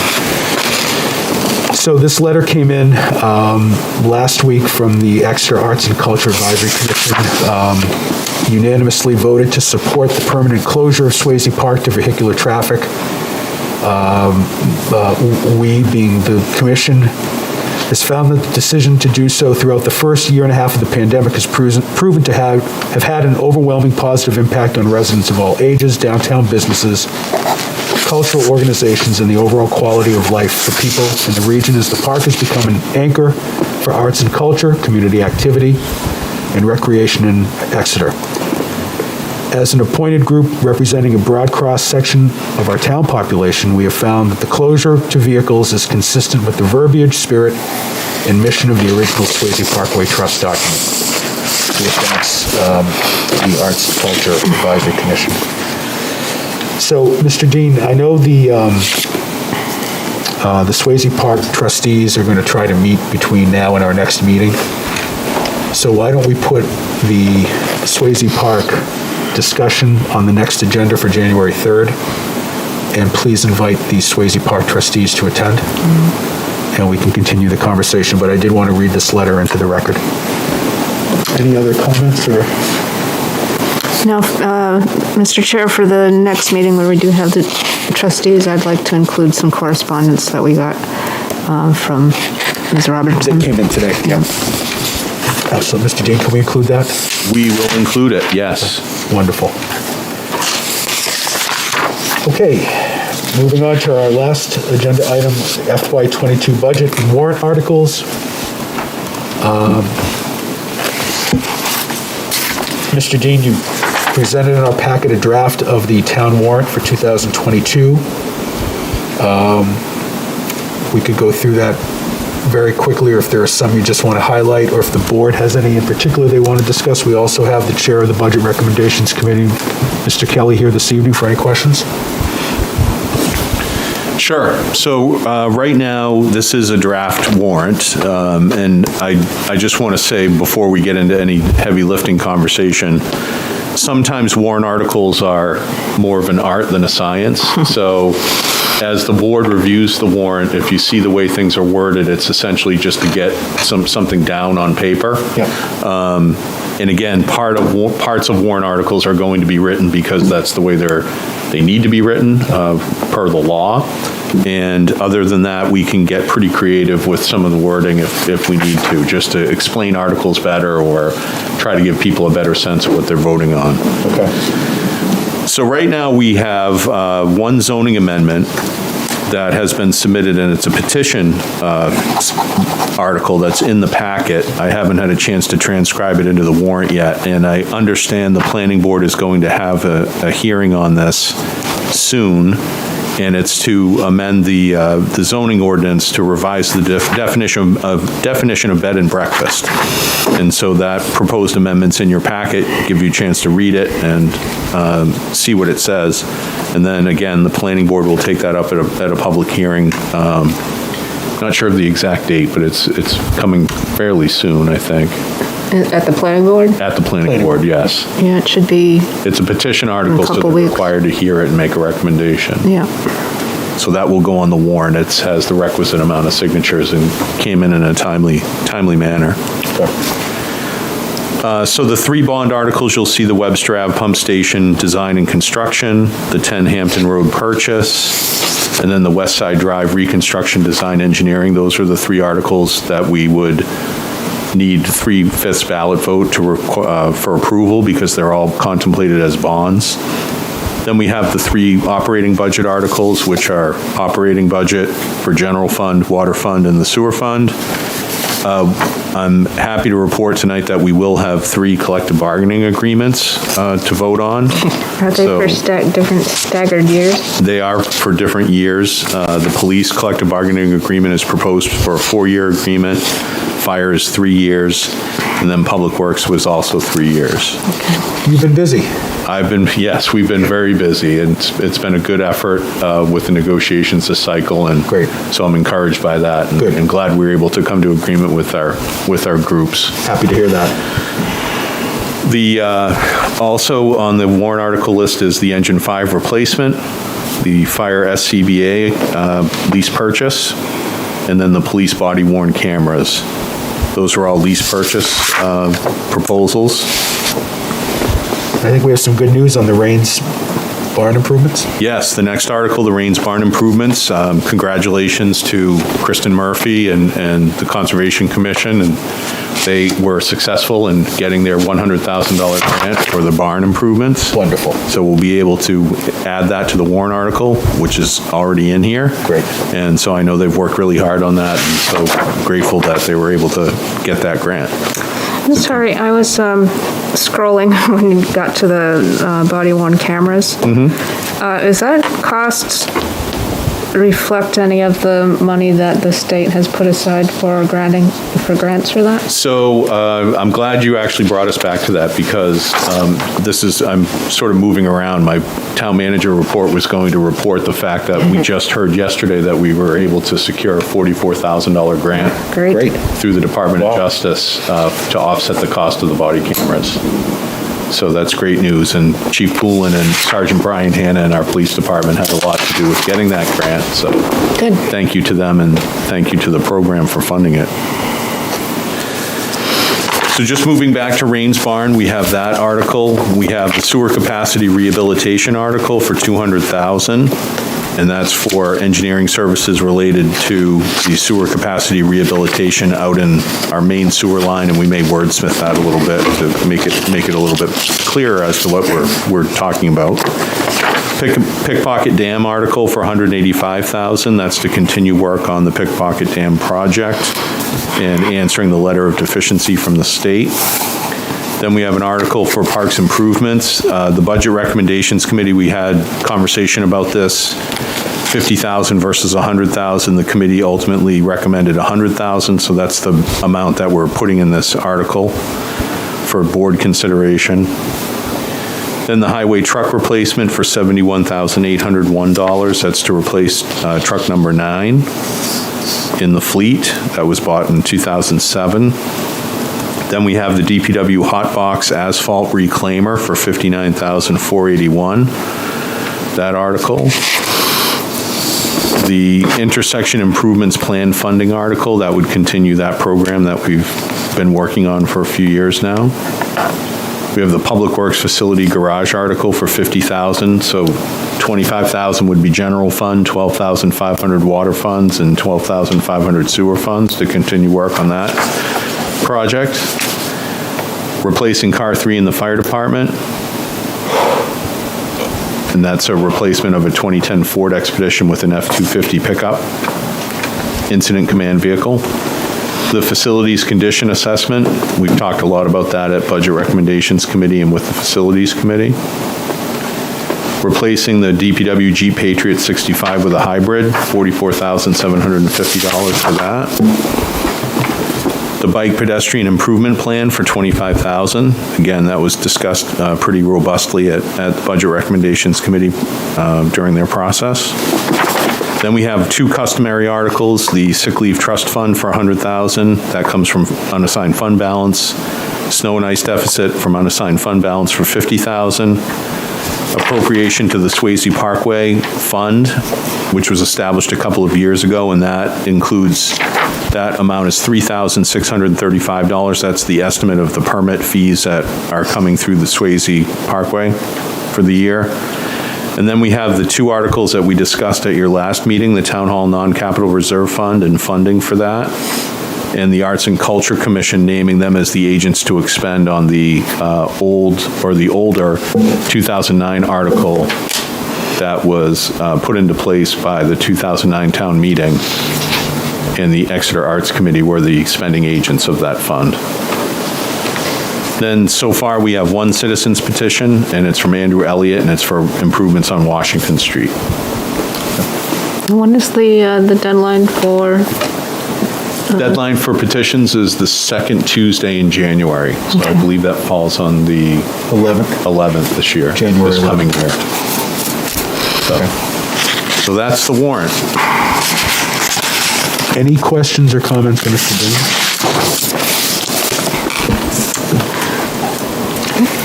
I have one.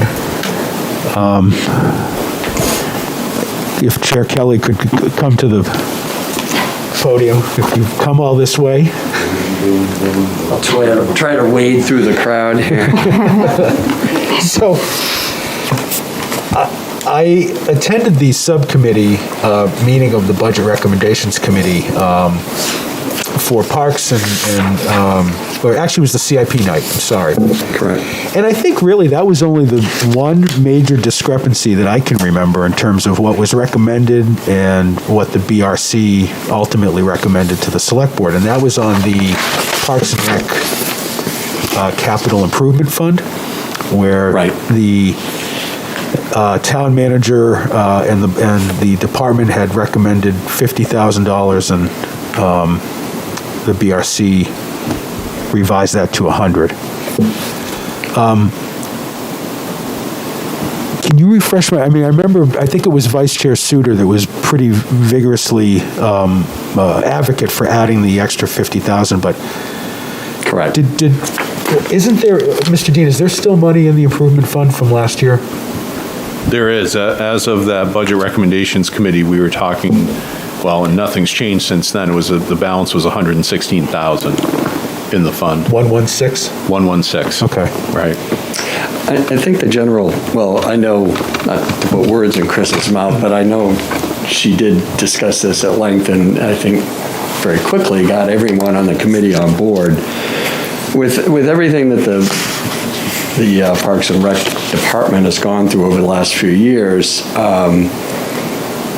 I think she felt that with this, effectively this gift of 10 Hampton Road, potentially saves the town a lot of money over the next 10 years on Parks and Rec expenditures compared to proposals of a couple of years ago.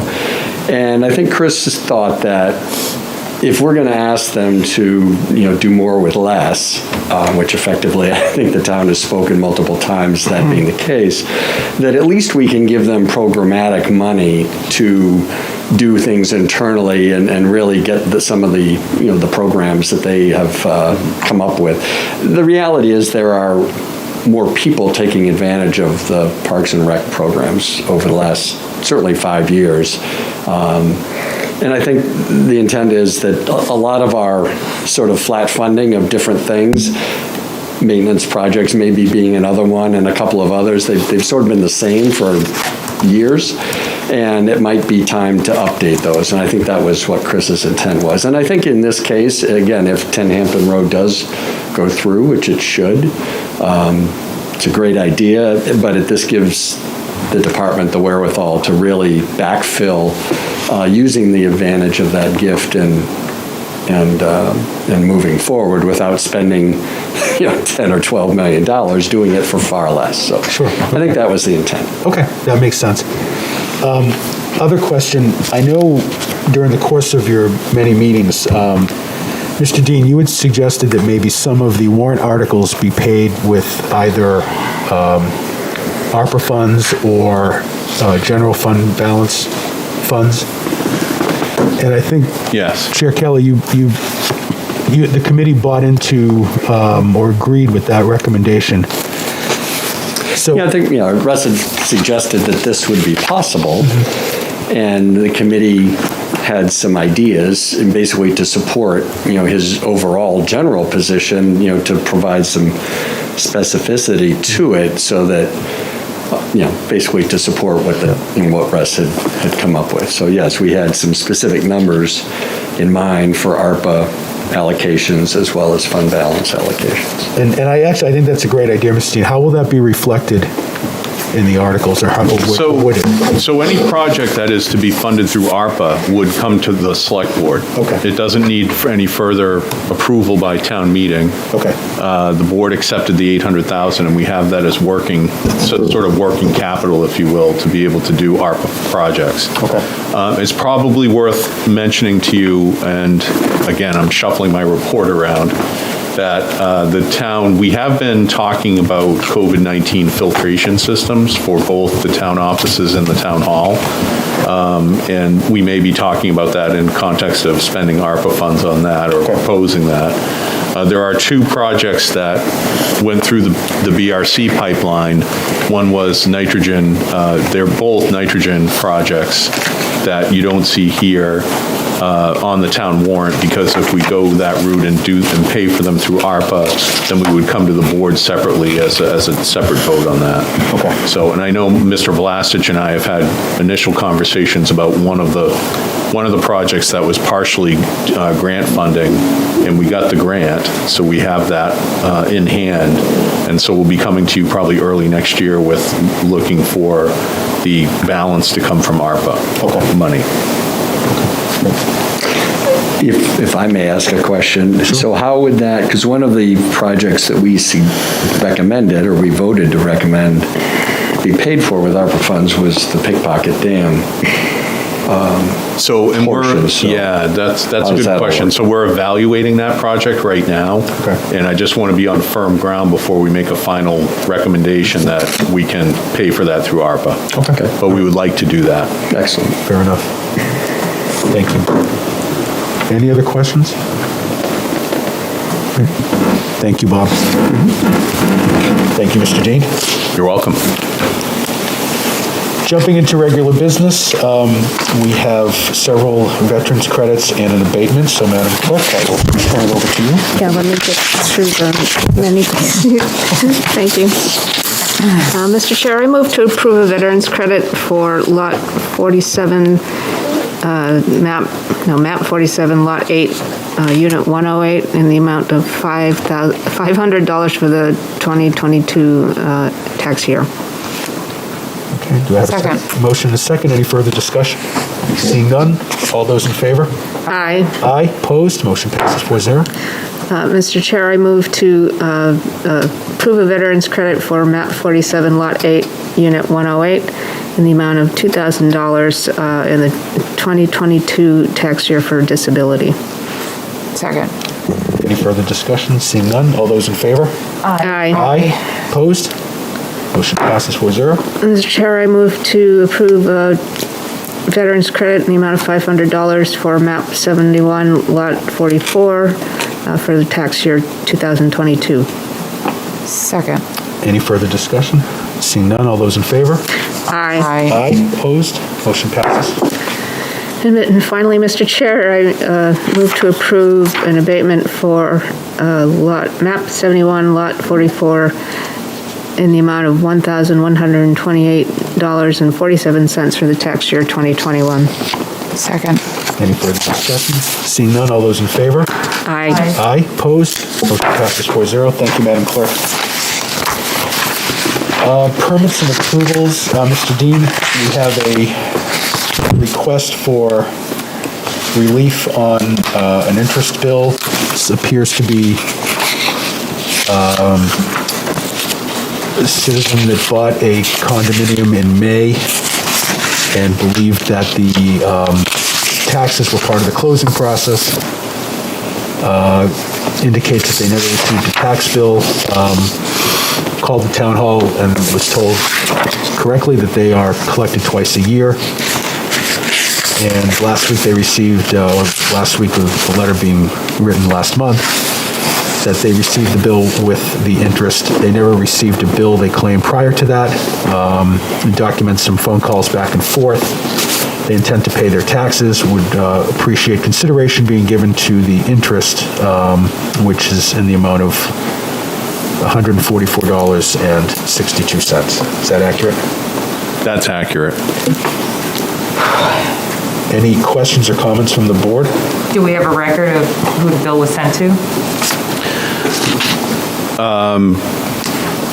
So on this, the bill would have been sent, if the bill was sent to the prior owner, which it may have been based upon the date of closing, the prior owner would have had the responsibility to get it to the current owner. Sometimes that does not happen. Yeah, it's occurred before. I can get you an exact address if you want to know it, if it would help your decision. Well, what do you typically do in that situation where the previous owner does not inform the new owner? There's the way the law is written in New Hampshire, it's the prior owner's responsibility to get the owner the bill. So then should we not be billing the prior owner? Well, we don't, I think this is a timing issue. Yeah, because Okay, so May and then- it goes out in June. Because the bill goes out right around the time that the closing occurred. So then I don't think we can.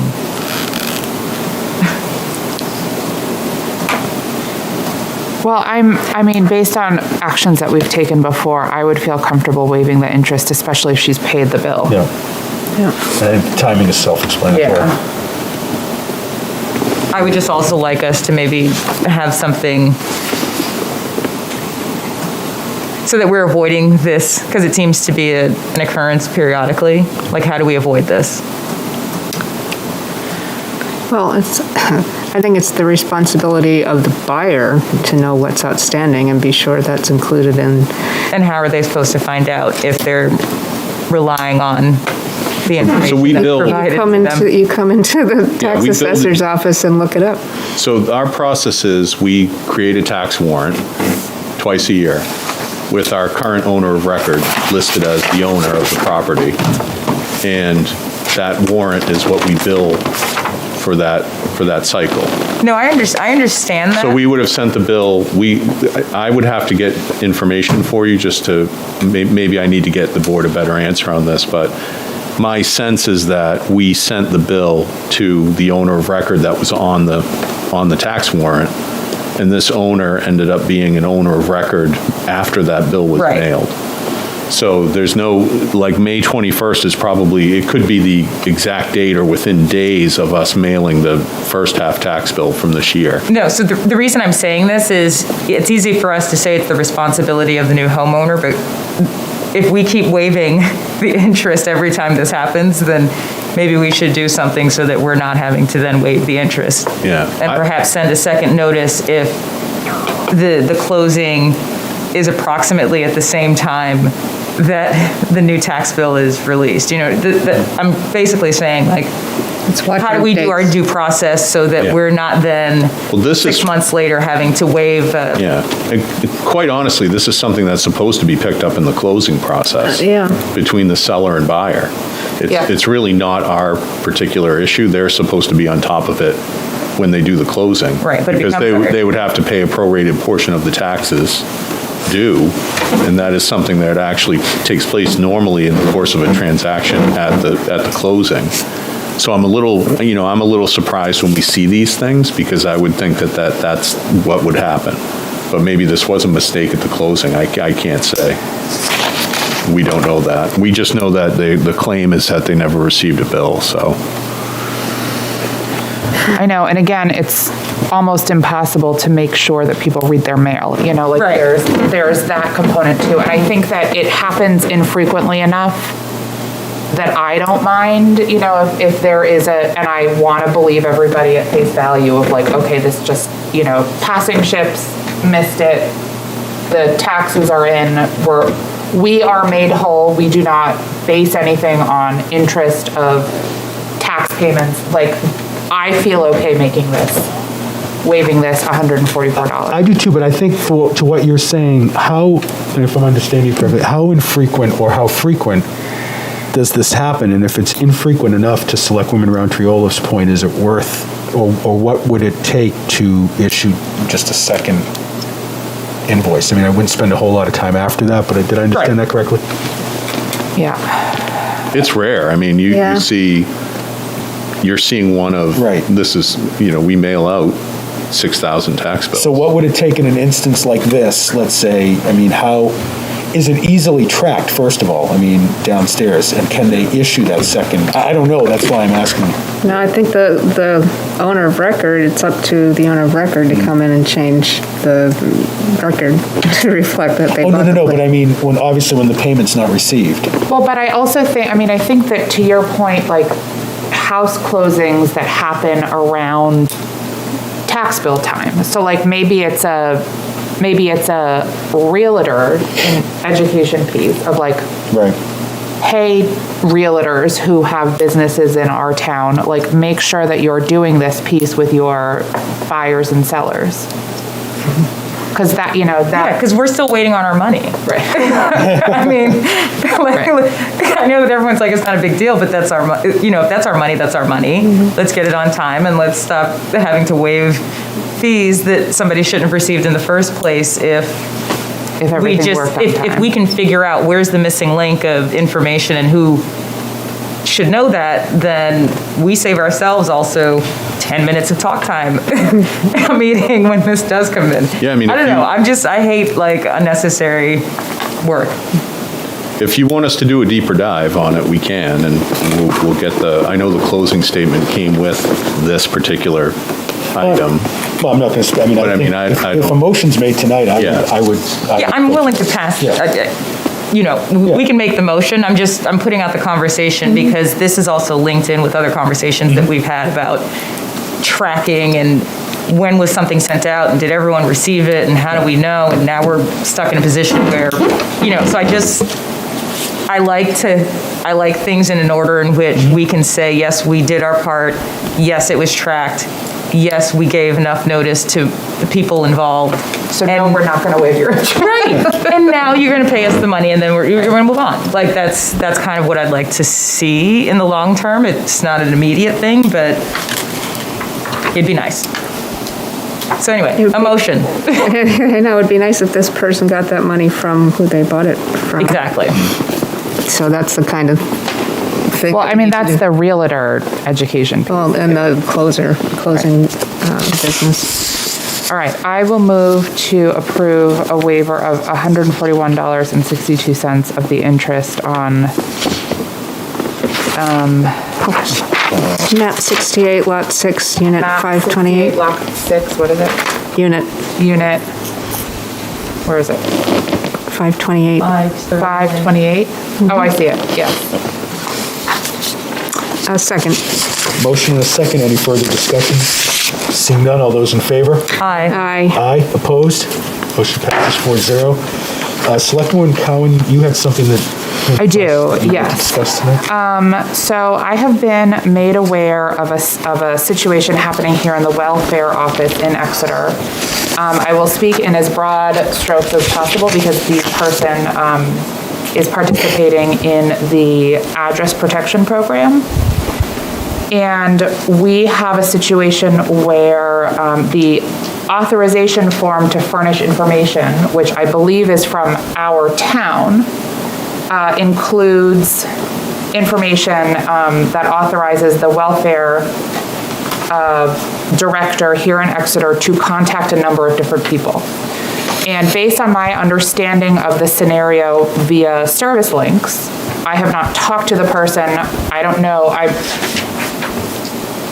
There are a variety of things that are different about the conversations that people are having with people, but I think that we should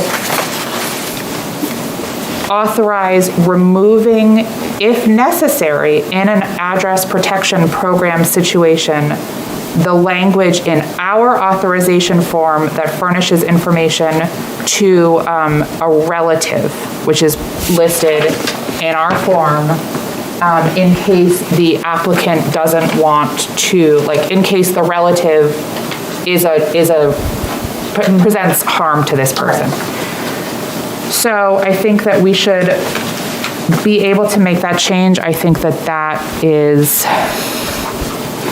that lets our welfare officer do their job, that lets people have a degree of protection and safety, and it still lets people who qualify for services access those services despite, needing to maintain some privacy.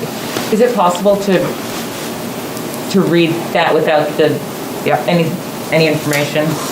Yeah, oh yeah, so this is just the form. Okay, yeah. So the form says, I or we, name, authorize any relative, physician, lawyer, banker, employer, insurance company, mental health professional, school official, or other person or organization having information concerning my/our circumstances to furnish such information to the Municipal Welfare Department. I/we also authorize the IRS, Social Security Administration, any state or county division of Health and Human Services, Division of Child, Youth and Families, Division of Adult and Elderly, New Hampshire Legal Assistance, any city, town, welfare department, shelter, Department of Employment Security, Veterans Administration, and fuel assistance, or any nonprofit agency to release information from their files to the Municipal Welfare Department. Okay. And it would just remove the relative. The relative. Which is... So and I know you're going to talk about this further, but I want the board to know and understand that everything that's in here is to protect the integrity of the process. Mm-hmm. I mean, as a matter of course, we do this kind of work with all of our applicants. And it's based around that notion, is that we're trying to make sure that what we're doing can stand the test of what we're doing, which is providing assistance to people. So that has been in our application for quite a long time, and I mean, we've never, I know this is a first conversation we're having on this, but I just wanted to let you know that that's why this is what it is. Because when you first hear the list, you may sit and think, oh, wow, that's a lot, but it takes a lot to go through an assistance process with an individual, and we need to make sure, like I said, we're maintaining the integrity of the process. So that's a really important point. Well, my question is this a town form with town language, or is this a state form with state language, or is it, did we originate this form? This is a town form.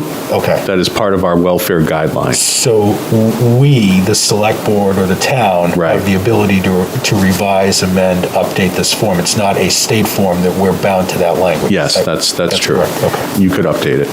Does the service that organizes such activity have language that they recommend? You mean the address protection program folks? I don't know.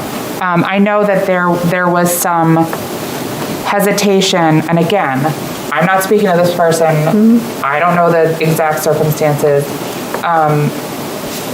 But there was some concern about, like, okay, well, I trust you, current welfare person, but like, what happens if they go out on leave? What happens if they leave? What happens if there's somebody else? And then, in a periodic review or whatever, this agreement of, like, our current welfare officer knows the situation and the circumstances.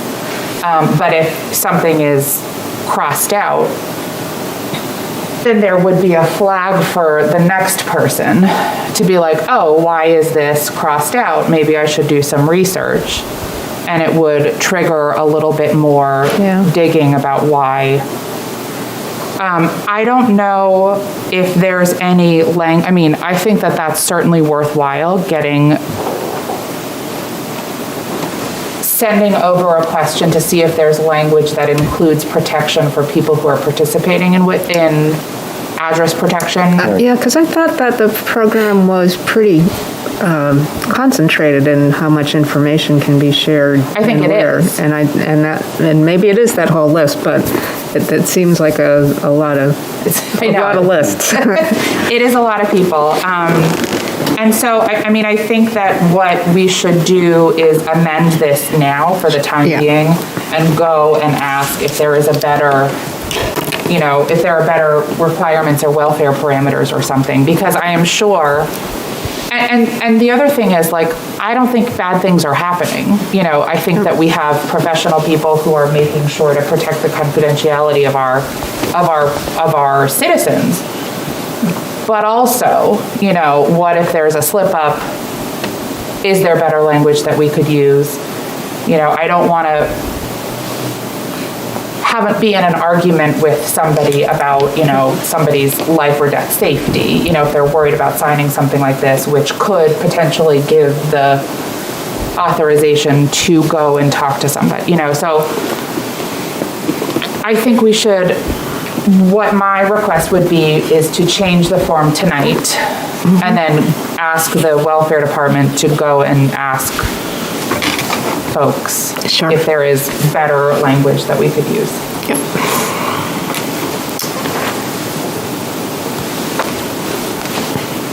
Are there any other questions? And one thing I'm going to have to follow up on is to gain and understand. First of all the welfare files are confidential. Right. And the welfare administrator acts in a confidential manner.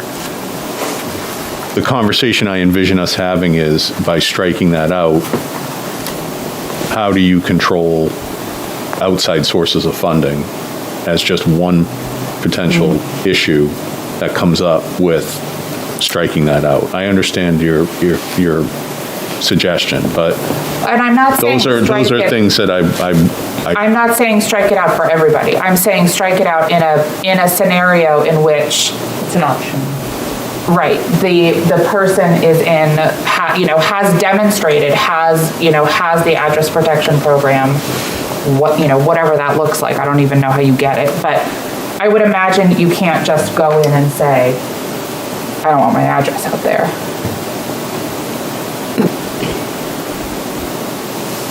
I mean, it seems reasonable there'd be some proof, confidential proof that this is the case, right? I don't know. I'm going to look it up. But I don't want to be in a position where we're denying somebody services because we're putting them in danger. And I don't want to put the welfare officer in charge of having to make those calls. Like, that seems like something that doesn't seem like a fair use or a fair level of responsibility to put on that person. So what would you be suggesting? So I would be suggesting in a very narrow address protection program, the option to strike the relative portion is available. Okay. Yeah, I'm just looking at the what it provides and what are the guidelines, et cetera. Okay. I feel comfortable doing that. As do I. All right. Do I need to So we should probably have a motion with the wording, or however you want to word it. I move to approve the ability in a small, limited circumstance where an address protection program is implemented to strike the relative portion from the Town of Exeter's welfare application permit. I'll second that. Any further discussion? Seeing none, all those in favor? Aye. Aye, opposed? Motion passes 4-0.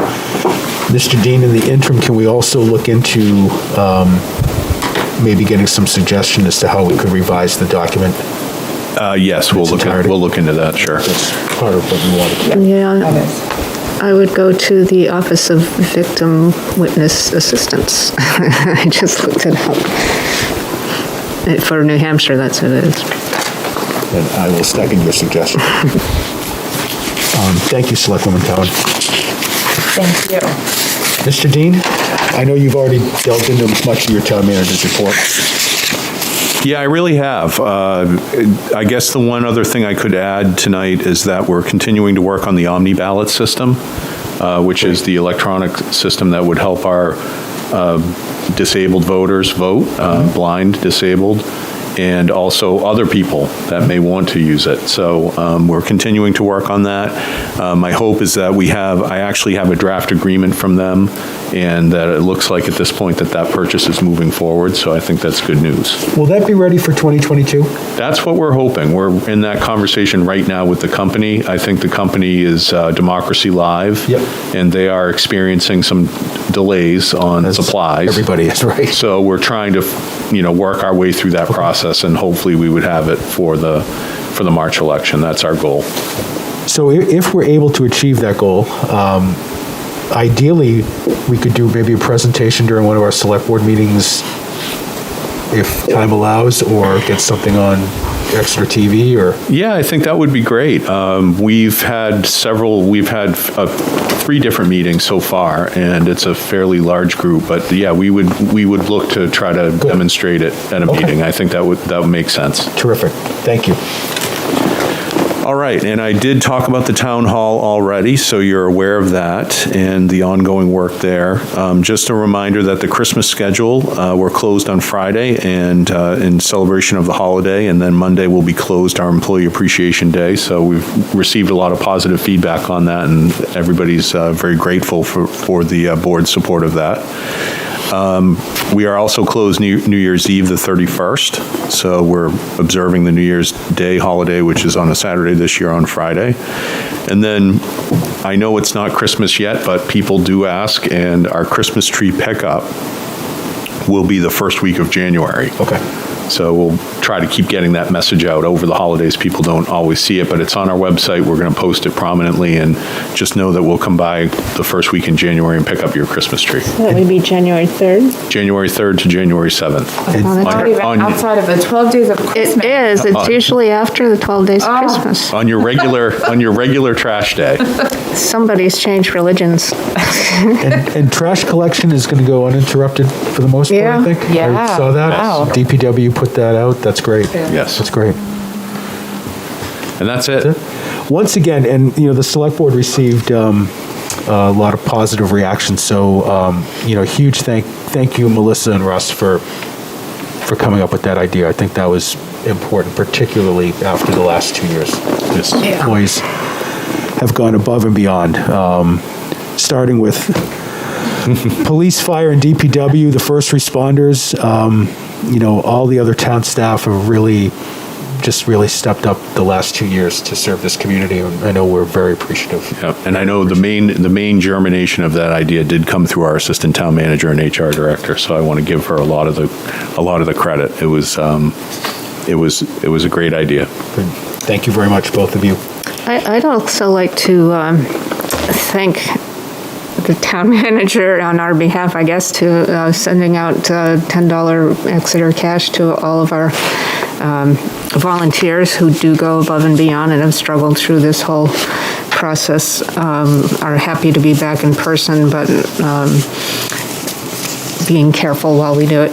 I made a little, I think several of us made a little holiday greeting, and I believe I left off our volunteers, and I am so sorry. But I want to say it now that the people I've worked with have always been intelligent, bringing something to the table, asking questions, and they're fun to work with. I always come away from meetings usually feeling good because of the people I work with. I know Selectwoman Gilman, we would be remiss, and of course, in years past, we always did the holiday gathering, which, some folks could or could not attend, and I think with COVID, this is an excellent way of expressing thanks to those volunteers that serve our committees, and again, I'd be remiss if I didn't single out Pam McElroy in your office, who I believe came up with the idea and also worked very hard and was diligent to get those out, so thank you, Pam. And it's good for the businesses that provide the discounts. I know where I'm spending mine. What else do you have, Chief? That's it for tonight. Okay, all right. Unless there are questions. Any questions for Mr. Dean? Selectwoman Gilman, Select Board Committee reports. Yeah, I only had two. Well, I had more, but I missed them. The two, one was the Heritage Commission, which conducted a public hearing from, given the Demolition Review Subcommittee made a determination that the property at 43 Front Street, which we all know as the Brick Baptist Church, had put in an application to demolish part of the roof for new work that they want to do there. And I believe that they came back and said that it wouldn't be that big a change. And then it came to the Historic District Commission the next night. and there were conditions on that one that have pushed that off to another meeting. So there are questions about the materials and wall penetrations, roof penetrations. So it's more than just can we, break some holes into this roof. And the other property was from PEA, has a house down by the observatory that they would like to demolish. And there are questions at that meeting at the Historic District Commission, which can actually,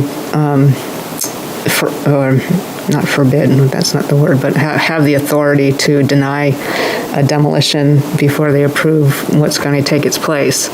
And there were some questions there too regarding how old the building is, and there were some good personal historical history attached to that building, and so the question is that the building that we're talking about, or is it something built on the foundation of a previous building? So we're getting a consultant to come in. There are people from the audience that just wanted a second opinion. Currently, there is no provision for the property owner who is promoting or requesting a demolition permit to pay for that, which is a piece of legislation that I'm bringing up at the State House. So we'll figure out a way to get that in our budget to get someone to take a look at it for the next meeting. So around very good questions, but a little bit hostile on that one. And that's it. Okay, great, thank you. Selectwoman Cowan. Yes, I did have one planning board meeting where we have been deep in a mystery at 50 Newfields Road because it used to be a dry cleaner. And so there was a long investigation into whether or not they actually did the dry cleaning on site or they sent it off, and if the chemicals would still be there. And so according to a resident who contacted the government and then the buyer or the developer's own digging around, it was determined that actually, yes, it did include dry cleaning at the location. So we decided to request an environmental study. So that's where we are. All right. Wow.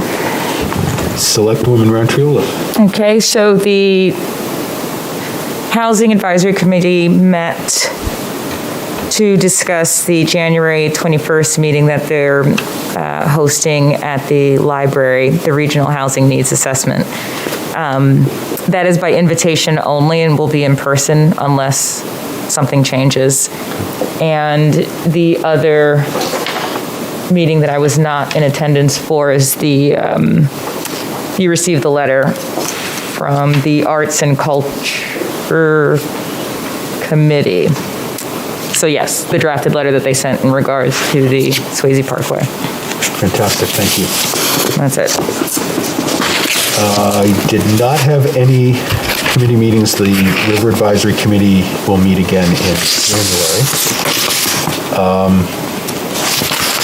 So we'll move to correspondence. We have a notice from Xfinity advising that folks with digital preferred level of service now have the ACC network.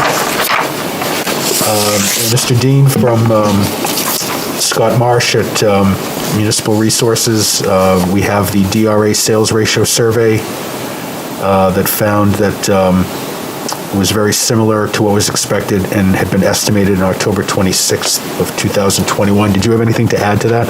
Just that the key number here is the 79%, the median ratio. So we may be back to the board at some point to talk to you about options to relook at a couple of classes of properties. Okay. Including, I think it was mobile homes and maybe condominiums that were really off assessment-wise, so. We've been pretty consistent at being between that 90 and 110%, so the 79 has been a concern for me for a couple of years. Yeah, as you recall, a couple of years ago, 2019, our overall valuation went up, I believe it was 24%. And so we got in the range of probability there, a range where we should be, the overall ratio between 90 and 110. And then in the subsequent years, it's slipped back to 79%. So it's a hot market, continues to be. So yeah, that's reflected in the numbers here. Okay. And we had a continuation of the correspondence that we had requested that your office reach back out to Major Shriver regarding the proposal for the remembrance. And I think that in reading the packet, there are a couple different scenarios here.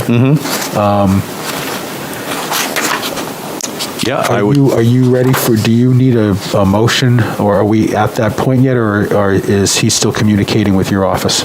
He is still communicating with us, and we're still working out the final details, so maybe once we do, we bring those back to you. Great, because I really liked what I saw so far. Okay, good, that's great. I mean, I think what we're looking for is board feedback. If you see something you like, that's what we want to hear. So that's great. I like the idea of the memorial. I'm just concerned about the gifting of Gale Park, and if there are any conditions there about adding monumentation. I don't know. I don't know the answer to that. We would have to dig into that. Selectwoman Rantoula? I just have another question outside of this, so when we're done. Yeah, just two more pieces of correspondence.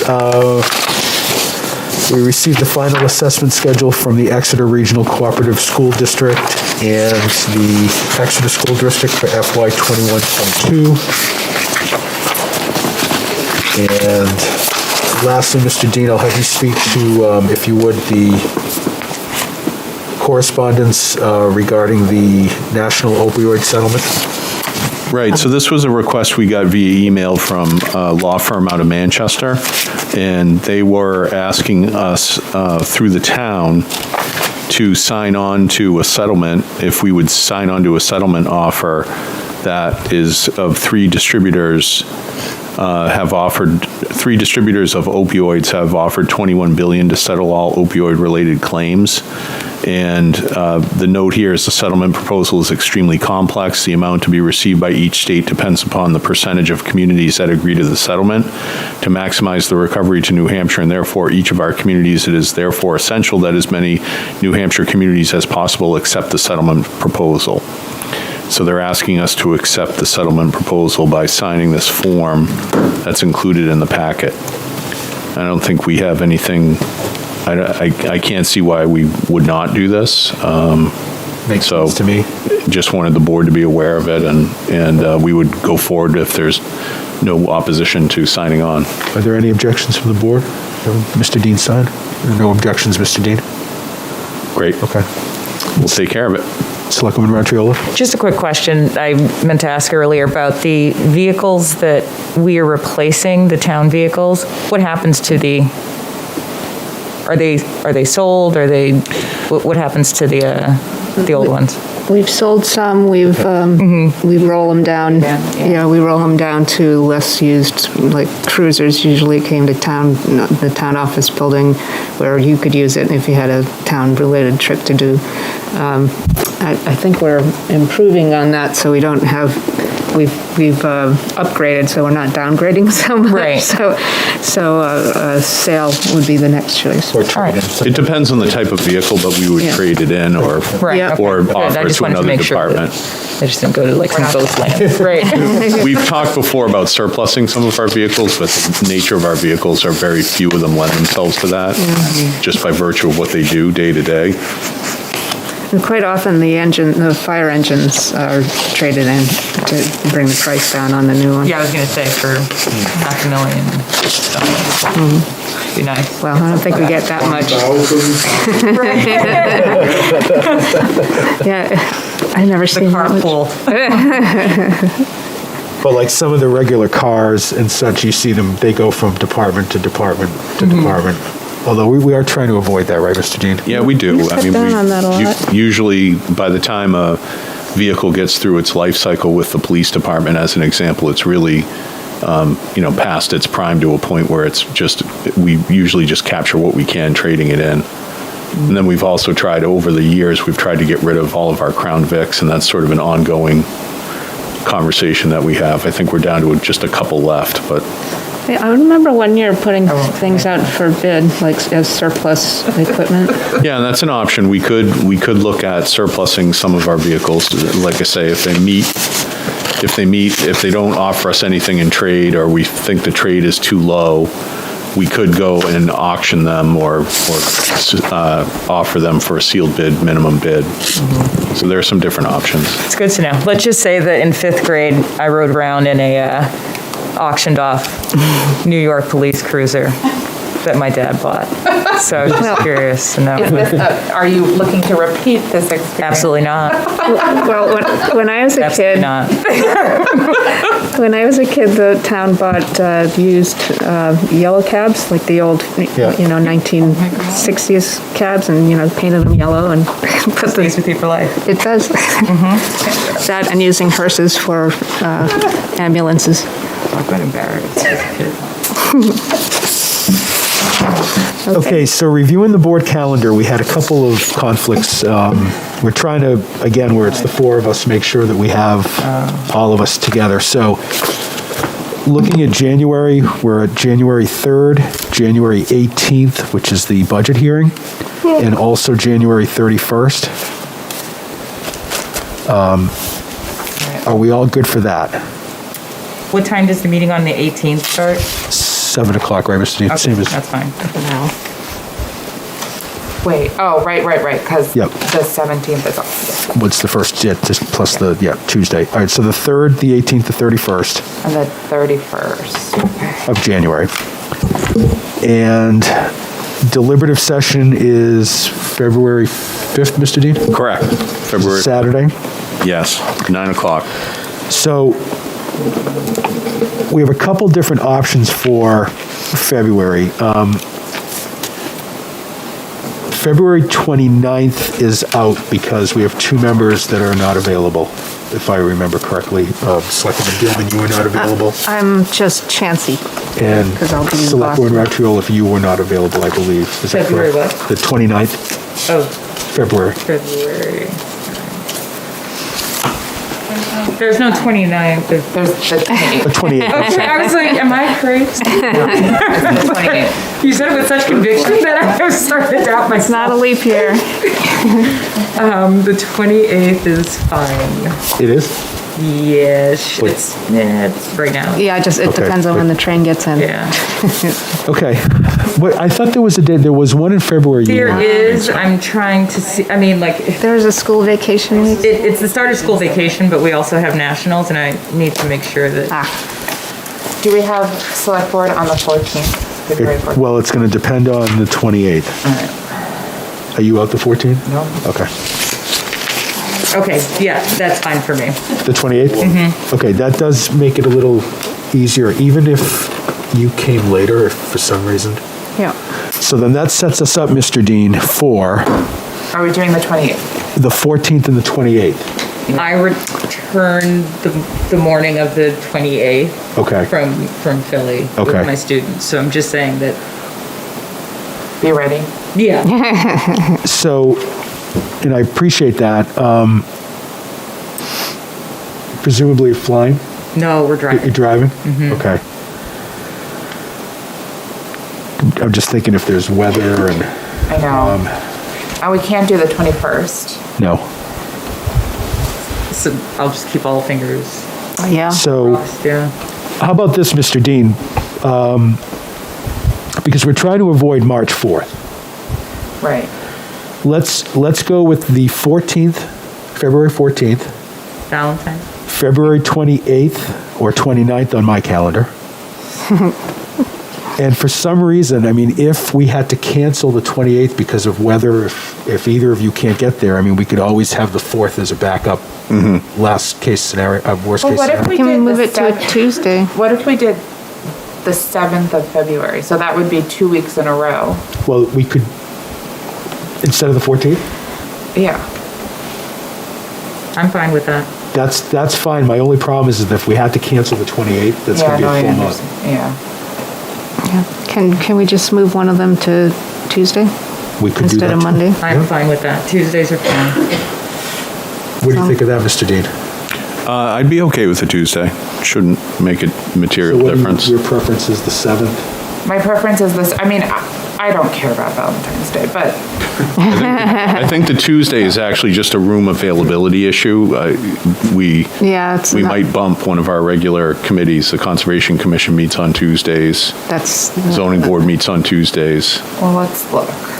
So, Yeah, because if we can get this in our calendars now, that'd be ideal. And again, trying to avoid March 4th. We're not scheduled out far enough here. so Make it sound like the Ides of March. So the Conservation Commission is meeting the 11th. They're the second They'd Tuesday, probably yeah. be on tap for the 15th. So they'd be on tap for the 15th. So what if we did the 22nd? We could do that. Yep.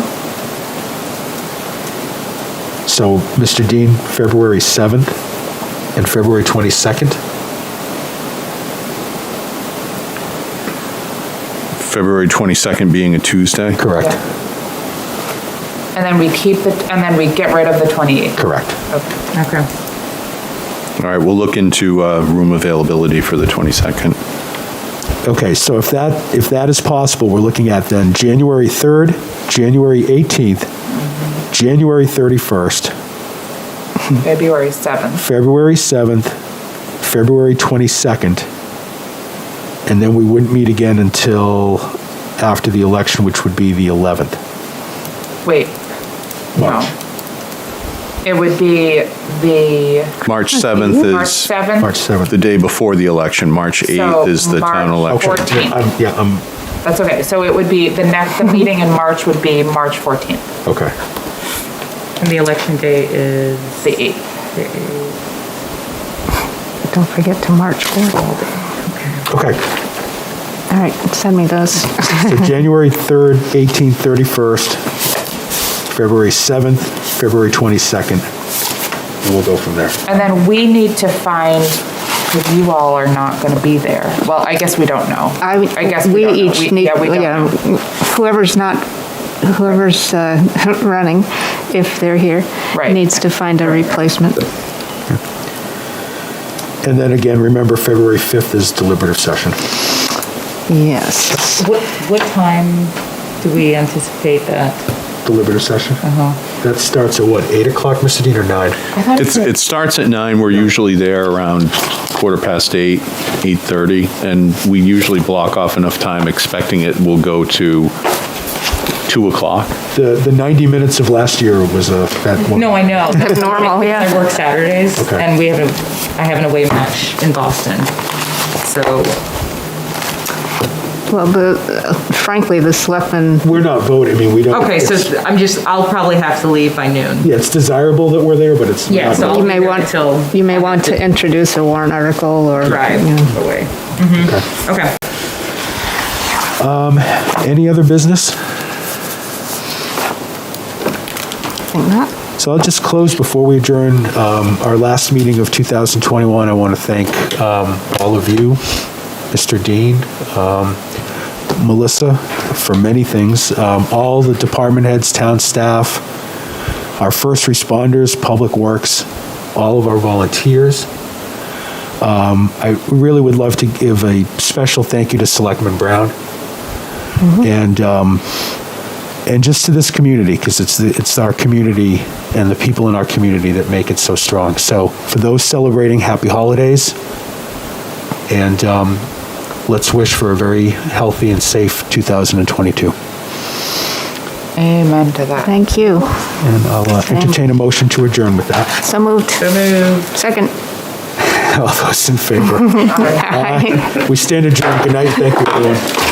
Happy New Year.